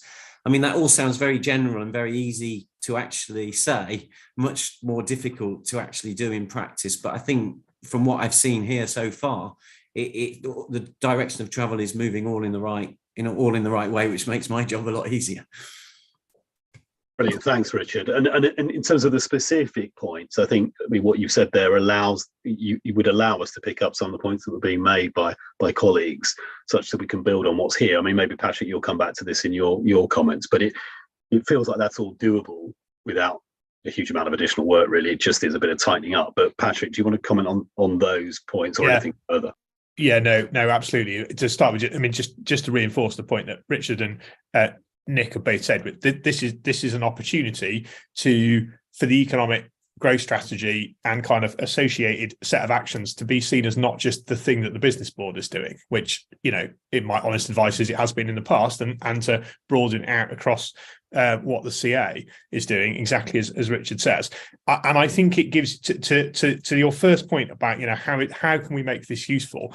We need to do that through having a process of very clear prioritizing the things that you talk about and the things that you get progress, tracking information on. So you don't get 300 pages of it. You get, these are the things which are most important and which most require the business board's attention. And that needs some kind of, capacity and work, but that's exactly what, Steve and colleagues are now kind of up for and able to do. So I think you make it useful by being much more proactive about the things on which the business board individually and collectively sort of are going to input, and therefore that's why you're getting and the kind of how you prioritize the kind of progress information you get. And yes, we can absolutely make any changes that you need made, Fliss. On digital connectivity, we should definitely dial it up a bit in here. I think, though, it illustrates a wider point, which is actually one of the things that an implementation plan does is to throw up where you need to do some further work. So actually, one of the things I think this shows is that there is some further work to be done to kind of join up some of those pieces around digital connectivity. It partly looks like a stovepipe because sometimes it is. So absolutely to make getting the words right in here. But I actually think it's a kind of good example of where this process kind of shows that there's some more work to be done here. There's some kind of real value from the business board kind of getting stuck into that. So kind of a couple of points on digital connectivity. Yeah, we can definitely add a column in on kind of who's the actual person whose desk it's on. I look forward to having that conversation with some local authority colleagues. And cost at sort of rough program level. Andy, yes, definitely. I mean, I think the point here is to show where funding is already identified, and as you say, for lots of them it is, and definitely to be clear where, if you like, it absolutely isn't. So there shouldn't be anything in here which is like just a pipe dream. Because that's not the point, but we can definitely show kind of funding status in a little bit more detail. So no problem with that. I think what we want to do is to kind of, I guess the thing that I'd ask the business boards to kind of endorse is that this is a document that's going to evolve as it goes. So it should go forward. My advice would be it kind of goes forward to the CA board. We might not be able to get all the detail of all the funding in for that discussion, if you see what I mean. But the principle is it continues to evolve, and there's things we kind of add into it. So just to slightly tweak your recommendations, Chair, off the back of this discussion, that will be, I'd suggest we let it go forward, and then we kind of we add as much of those things in now as we can, and then more as more work happens. Yeah, I think that's right, Patrick, and it is in order to allow us to move on. I mean, I didn't sense from any comments that people were making that there was some fundamental disagreement with the direction of travel that's within here. I think everyone is kind of on board, but we're trying to kind of continue to strengthen, and we should not stop it going forward to the Combined Authority Board, do as much as we possibly can to strengthen it in line with the comments that were made today. But then essentially, if the Combined Authority Board is again, presumably endorsing the general direction of travel that's set out here, we'll be able to pick that up and then refine the names, the budget, the kind of strengthening of the interplay between digital and physical interconnectivity, which actually raises a question elsewhere in the CPCA with the transport side of things as well. All of those things we can do. But I would hope we can broadly endorse the recommendations that we've got here. I'm almost minded not to try to reword them, because effectively we are hopefully happy with what's here, subject to the comments that people have made during today. And maybe that's the only way. So I'd introduce it saying the recommendation is subject to the comments that have been made today, and we can take this forward as far as possible.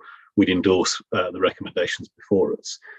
Can I just take, I'm getting mainly nods around the room. Can I just check people are broadly happy with that as a way forward? Yeah, I think people generally are. In which case, I think there's consensus in support of the recommendations subject to the caveat, and we can take that as read. And thanks again, I mean, both to Patrick and the team at Metro Dynamics for all their work.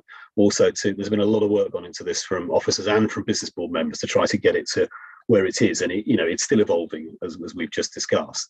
But it allows us, I think, to start to get to a point where you can really look at where there are priority actions coming forward that start to make a difference against the strategy that we all agreed. And that comes right back to some of the points we were discussing about earlier around the need to start to shout about it, because there are many good things in here, and there will be more good things coming, which show off the area for the quite remarkable place it actually is. And some of that's got lost in the last couple of years.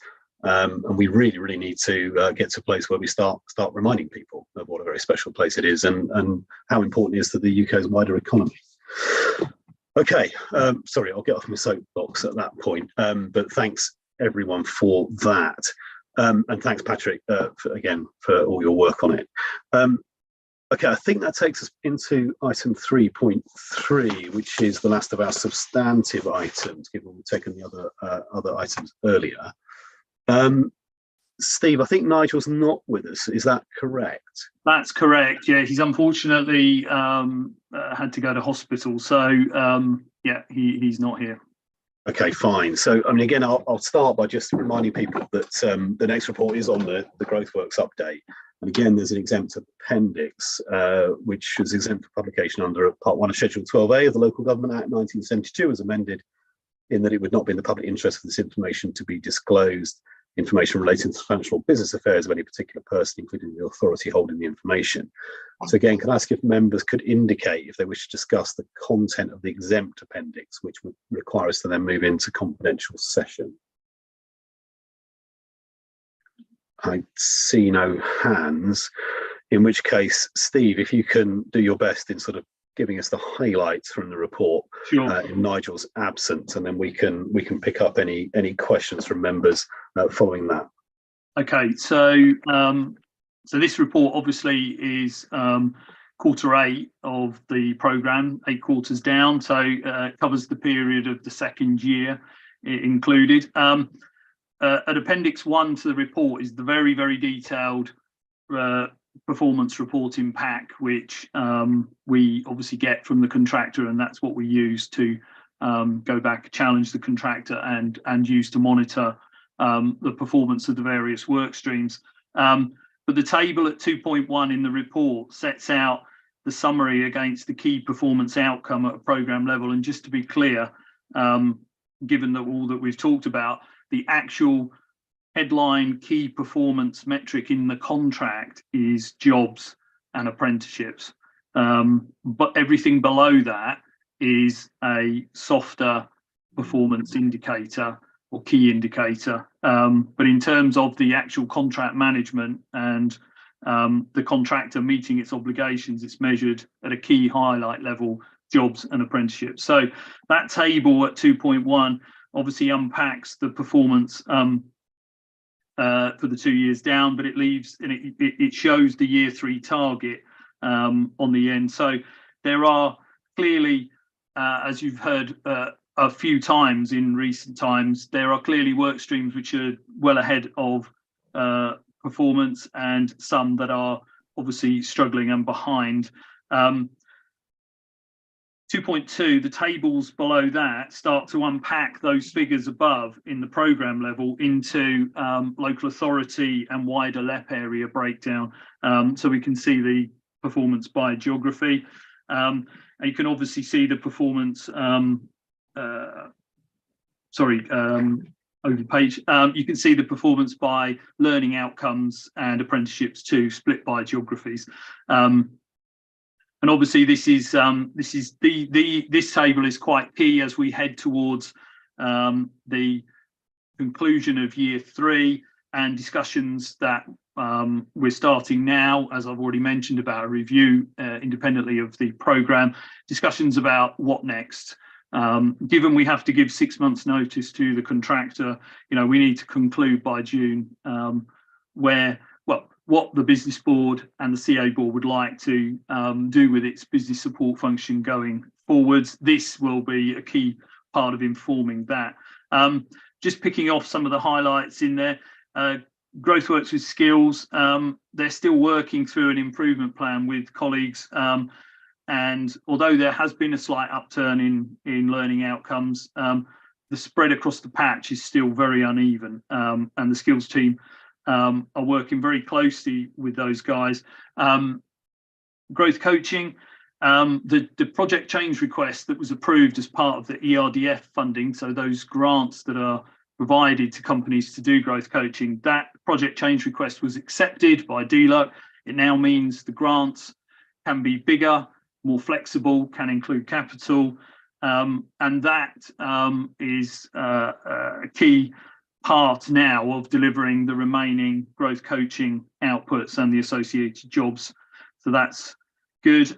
Inward investment continues to exceed on jobs, and obviously at the last business board informal activity update meeting, we didn't conclude the presentation from the inward investment team in Growthworks.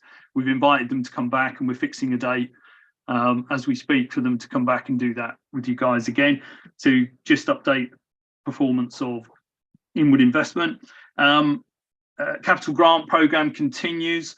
We're seeking to deploy the last amount of capital grants to obviously they're trying to get as many jobs as possible out of those remaining grants pot that will be delivered. The equity investment service, as was mentioned previously, was very late starting. it says here at 2.7 that there is a deal going through. That deal has concluded and the investment was made last week. That round closed, but the pipeline is getting quite healthy already in terms of companies coming forward for that 5 million of equity investment that's available. And then there's a bit of commentary in here at section 3 just on the previous recommendations that we brought to board in November, and obviously how that's progressing now in terms of taking through any changes with the contractor. Obviously the board didn't agree to any headline reductions in targets in the programme, so we've kept those as they are. The changes to the number of jobs on the project change request for the ERDF funding I've just mentioned, that's approved, so that's happening. The associated shift of jobs from growth coaching and the funding shift from growth coaching to inward investment, that's currently not happening. That was still being negotiated between the consortia partners, but as currently there is no contract agreement that's been negotiated to make that shift. So that remains. The skills service, they're still working on this pivot from focusing on trying to work with companies on culture change and more to focusing on getting actual delivery of learning outcomes and apprenticeships and European social funded outputs, getting those focused and delivered. Whilst the contractor has agreed to do some restructuring, we're still having to work quite hard to get them to take that forward. And I know Fliss may have a comment on that particular part. And then obviously there was an additional, for scrutiny purposes, the Growth Co subsidiary to CPCA has set up a new, as a requirement for audit, they've set up a new programme management committee which meets monthly, and this to supplement the already monthly and quarterly contractual review meetings we have. So that new Growth Co programme board is scrutinising the performance of aspects of the contract, and that committee is meeting monthly, made up of business board and skills committee members and officers.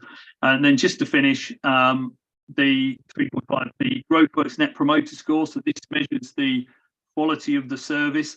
The survey for Q8 came out at 62%, which is passed as excellent, so that's a good result, coming on the back of some pretty good responses before.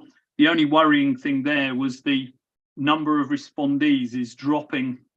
So out of 279 companies put forward who've had a service in Q8, only 34 responded, so that's a response rate of 12%, and that's been dropping through the quarters. So we've been talking to the contractor and the survey company about how we sort of try and fix that, but I think there's a lot of surveying generally which does not help when you're trying to do this kind of service work.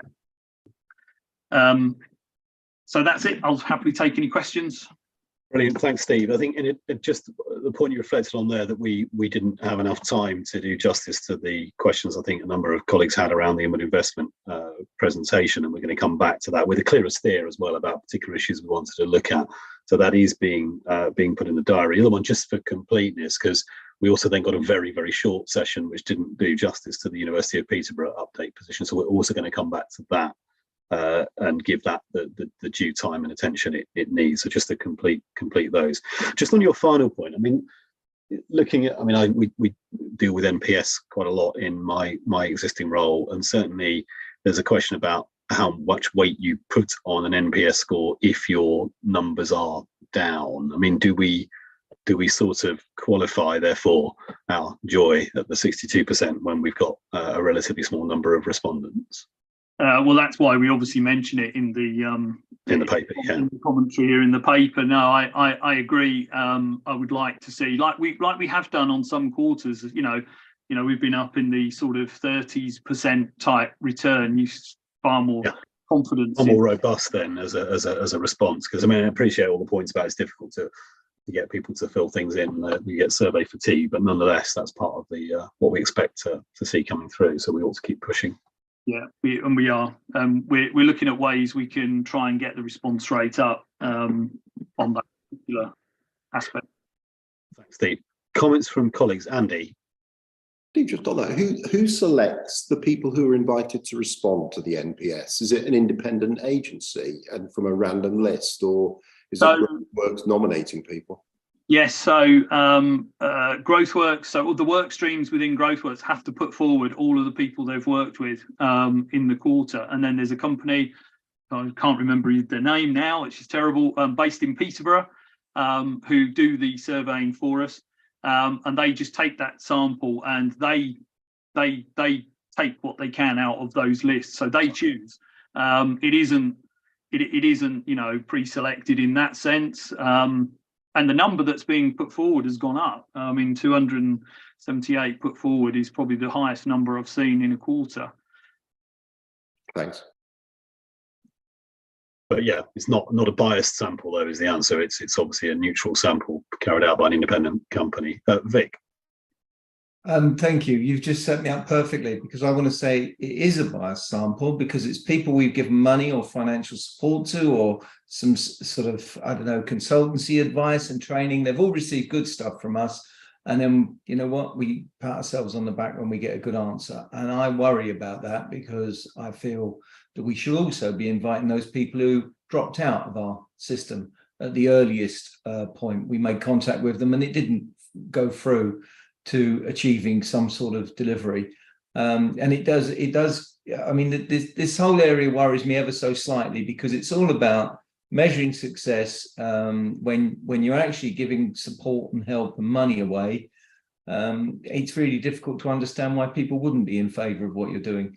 And I think, you know, we discussed that, Steve, and I maintain very strongly the view that if somebody is inquires or approached and then they drop out for whatever reason, we should also be asking them in a similar fashion and giving it similar weight to what we do of those people that went through the process successfully and banked our money. Yeah, no, Vic, you're quite right. We should try and pick up some of that cohort who don't proceed. There are people who go through the NPS who didn't necessarily get a full service out of this, because there are some detractors that do appear in the survey. And many of those that do end up being detractors is usually because they got turned down for a grant. So they went through the process and then got turned down. So that does appear in there. But I take your point. There's maybe a cohort of people. The question is different, I suppose, in terms of more about why maybe they didn't proceed or what they were unable to get that wasn't there. So I do think we could look at that. It's just getting that cohort verified off, and happy to do that survey. Yeah. It's good to know that it does actually include those who did not in the end get a grant, because that partly kind of heads off Vic's concerns, although not fully, because you're right that those who initially contacted and didn't go through is also a relevant set of people. I've got Al, then Belinda. Al. Yeah, there's lots of positives in it. Obviously, I'm, as you know, a big fan when it comes to training opportunities and development. I probably sound a bit like a broken record because I can't give an answer, but I do worry how much of the service line reporting is wrapped around jobs to be created brackets at some point in the future, in effect, and how those numbers we can have confidence in, given that's one of our measures of value in terms of grant versus job creation. And when you see a number of £35,000 grant, 18 jobs created, in my simple head is, if I can afford to employ 18 people, I probably could have afforded the 35 grand that was needed to unlock that. And so it kind of looks to me as a number and thinks, really? Are we really saying that that was what was required in order for somebody to move forward and recruit that many people? And maybe I'm being unduly harsh, but I do think the first thing we want to do looking at these reports is actually say we have confidence in them. And the evidence may well be there, and I just don't see it. Yeah, so on a few things there. I mean, in terms of evidence they work with, there's not just the qualitative part, there's the quantitative part. They have to record everything on the CRM that we share, HubSpot, which CPCA uses as well. So we're constantly verifying at, if they say they've had interactions with a certain company, we can go in and see what's recorded there. And then, of course, there's the qualitative output. In terms of the definition of jobs, on inward investment, for example, we use the DIT definition, which is, as soon as they publicly record a job started, and then it's about how many they plan to do in 3 years since making that investment. So it's different measures. With growth coaching, they obviously go through a process of diagnosing, coming up with a plan, working with the coach. They have to set at the beginning, what their aspirations are, and then that's measured at the end when they've been through the program. And then there's a part about job collection, and actually there's a bit of work that the growth coaching team, where they go back, have been going back, and they've been doing this at the moment with the year 1 cohort, and looking at what's been achieved and whether the jobs were created and everything else. And then, of course, we've got this evaluation that we've commenced separately. That's going to be looked at too, just digging into that with particular companies, on what was agreed or recorded and then what actually happened. So we're looking at that too. But I do take your point. There's a bit of testing that constantly has to be done. And we touched on that a bit on the human investment side as well, which is one of the ones I think we wanted to come back to allow us to sort of challenge that. Belinda. Yeah, I think it was a question and comment about causality, and I think Al's question and Steve's answer has probably covered that off, so I won't waste anyone else's time on that, so thank you. Yeah, it's a critical point though, Belinda, and it is that point we touched on the inward investment jobs created question, which I think we'll come back to when we have the proper time to assess it. Yeah. Just to add, Alex, sorry, I was going to say about grants as well. Sometimes we can look at the grant, like in that example that Al gave, 35k to create 18 jobs, but actually it's quite often it's part of a much bigger project. And what we're doing with the company, so I take the point that, they may well get on with it at some point. What we're doing by intervening with the grant is trying to encourage them to do it early, do it now, not put it off. And so, 35 might be part of a 200,000 project, which is, a new line, and it may create 18 jobs. And that's how you get to those figures. And of course, we're looking for those kind of projects now, as I indicated at this point in the programme. There's only a certain amount of money left in the pot for grants. So they're looking for the best value, the best bang for the buck type projects now. Yeah. Okay, brilliant. Thanks, Steve. I don't see any other hands. And again, our recommendation is simply to note the year 2 review and the performance data. So Mike, sorry, do come in. So I was just going to say that often giving a bit of money is a door opener, which then helps to have the other conversations. And if you don't have any money to give, then people don't actually make that call and start interacting with the service. So it is a way of, a lot more happens because you are giving a grant, hopefully. Yeah, and it's a good point actually, Mike, is that the money is sometimes not the best indicator of the actual effect, if you like. It's the door opener, and the other stuff can be what helps to generate things. But that's where the evidence should come back to prove the kind of point you've just made, I guess, going back to Al's earlier point. Yeah. Okay. So the recommendation is to note the year 2 review and performance data to Q8. And I'm assuming people are happy to accept that we have indeed noted the review and the performance data. Okay, I think that takes us through, therefore, just to the forward plan. Sorry, Belinda, do you want to come in? Sorry, can I just pick up on this noting piece? I don't want to make an industry and overcomplicate things, but I'm personally a little bit worried that having been noted by a board of which I'm a member might in some way be overinterpreted as endorsement.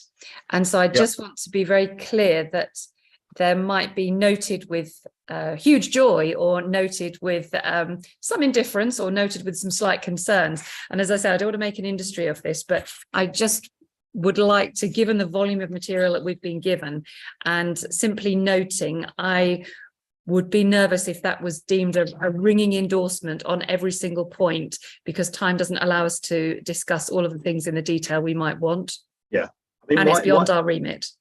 indeed, my assumption actually is that when we're asked to note, we are simply that, noting. We are not endorsing, nor are we rejecting. We are noting what's been said to us. Now, in the comments that are captured in the minutes, it will pick up some of the sentiments that you described, Belinda, because so in that particular item, we have noted it.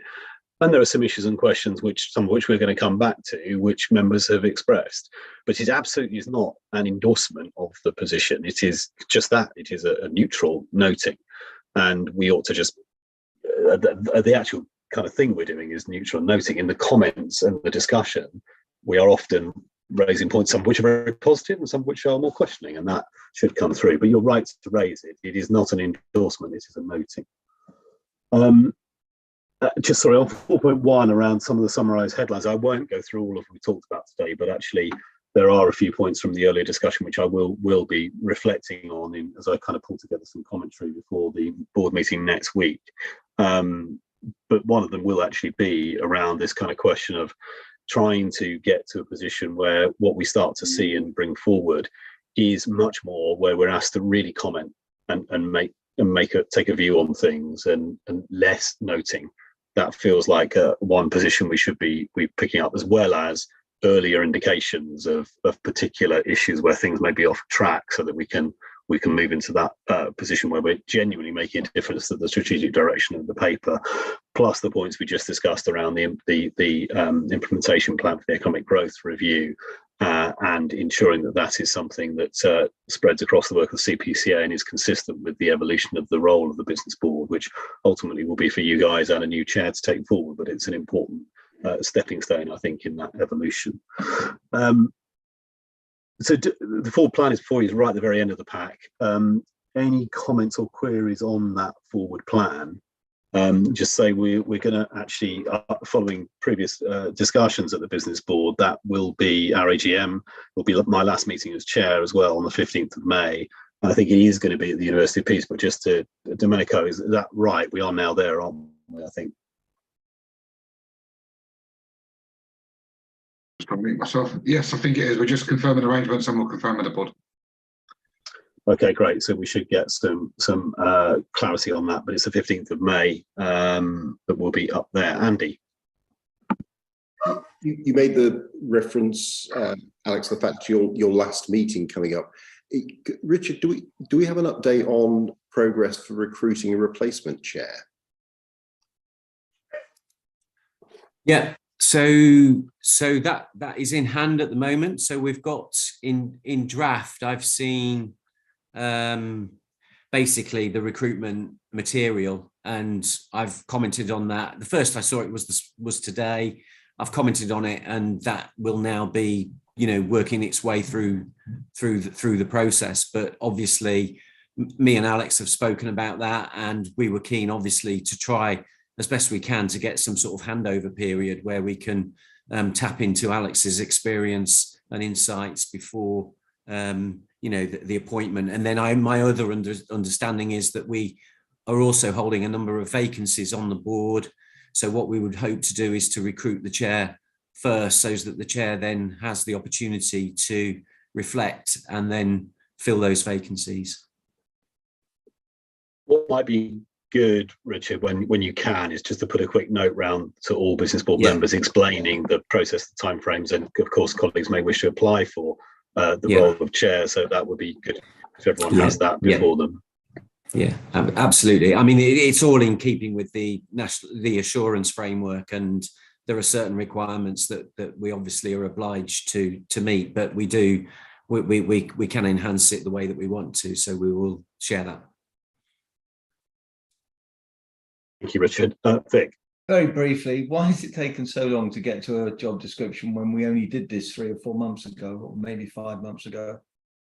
I'm just keen for it to get on. It says in the forward plan it'll be decided by the 7th of June, but we're trying to do a handover review, Alex, and I believe you're going to be off up into the pastures new. So yeah, I'll be starting on the 1st of June, so it would be better if it were before then. As you say, it was a bit longer ago than 6 months, but it was not that long ago that we went through it. But well, anyway, Richard, I think you've answered, but anything we can do to accelerate would be good. We will do everything we can to accelerate the process. Can I just be a little bit more assertive than that? Just for once. I know I'm usually a bit pushy, but this time round, I genuinely think we've dropped the ball on this. Unless we were specifically waiting for something, we could have cracked on with this, and I don't really understand why we didn't. And it would be useful to know because it's an absolutely key role.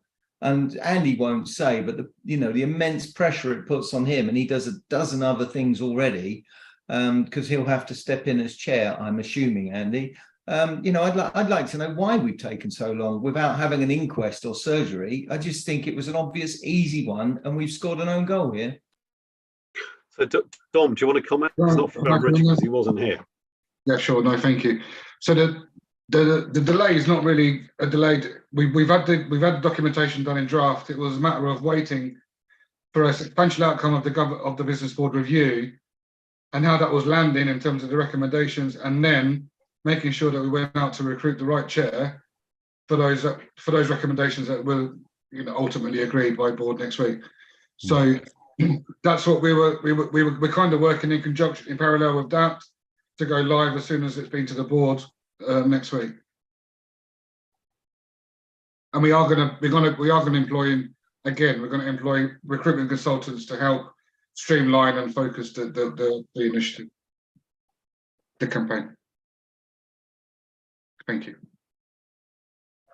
Okay.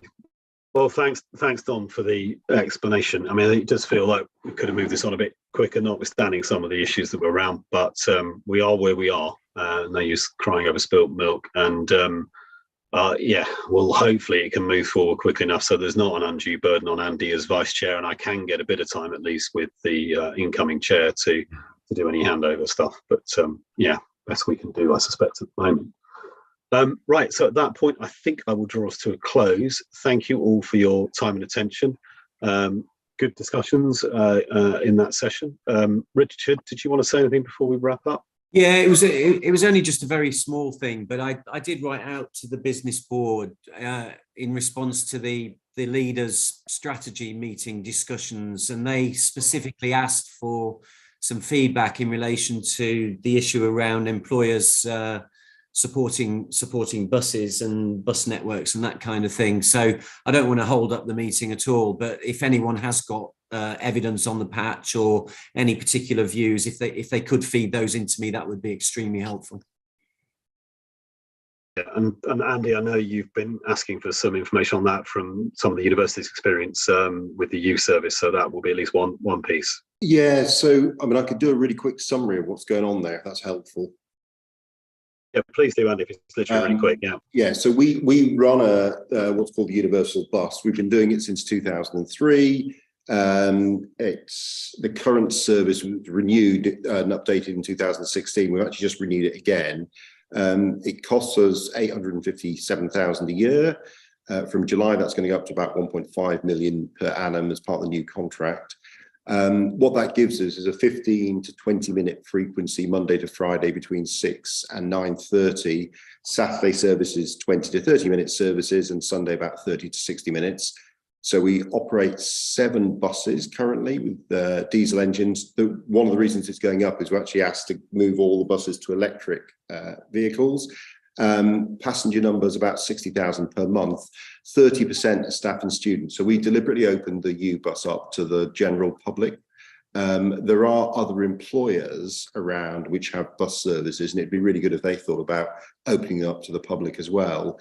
We subsidise hours for the students, so it's a £1 fare for the students. That's I mean, I could send more detail through Richard if that's helpful for you, but that's how ours work. And I'm very happy to put you in touch with the transport manager that runs all that scheme for us. Be great, Andy. The one thing about that, the point about it's open to the public as well, is critical. I think it makes a huge difference rather than just being a kind of almost like a ring fence service only for employees.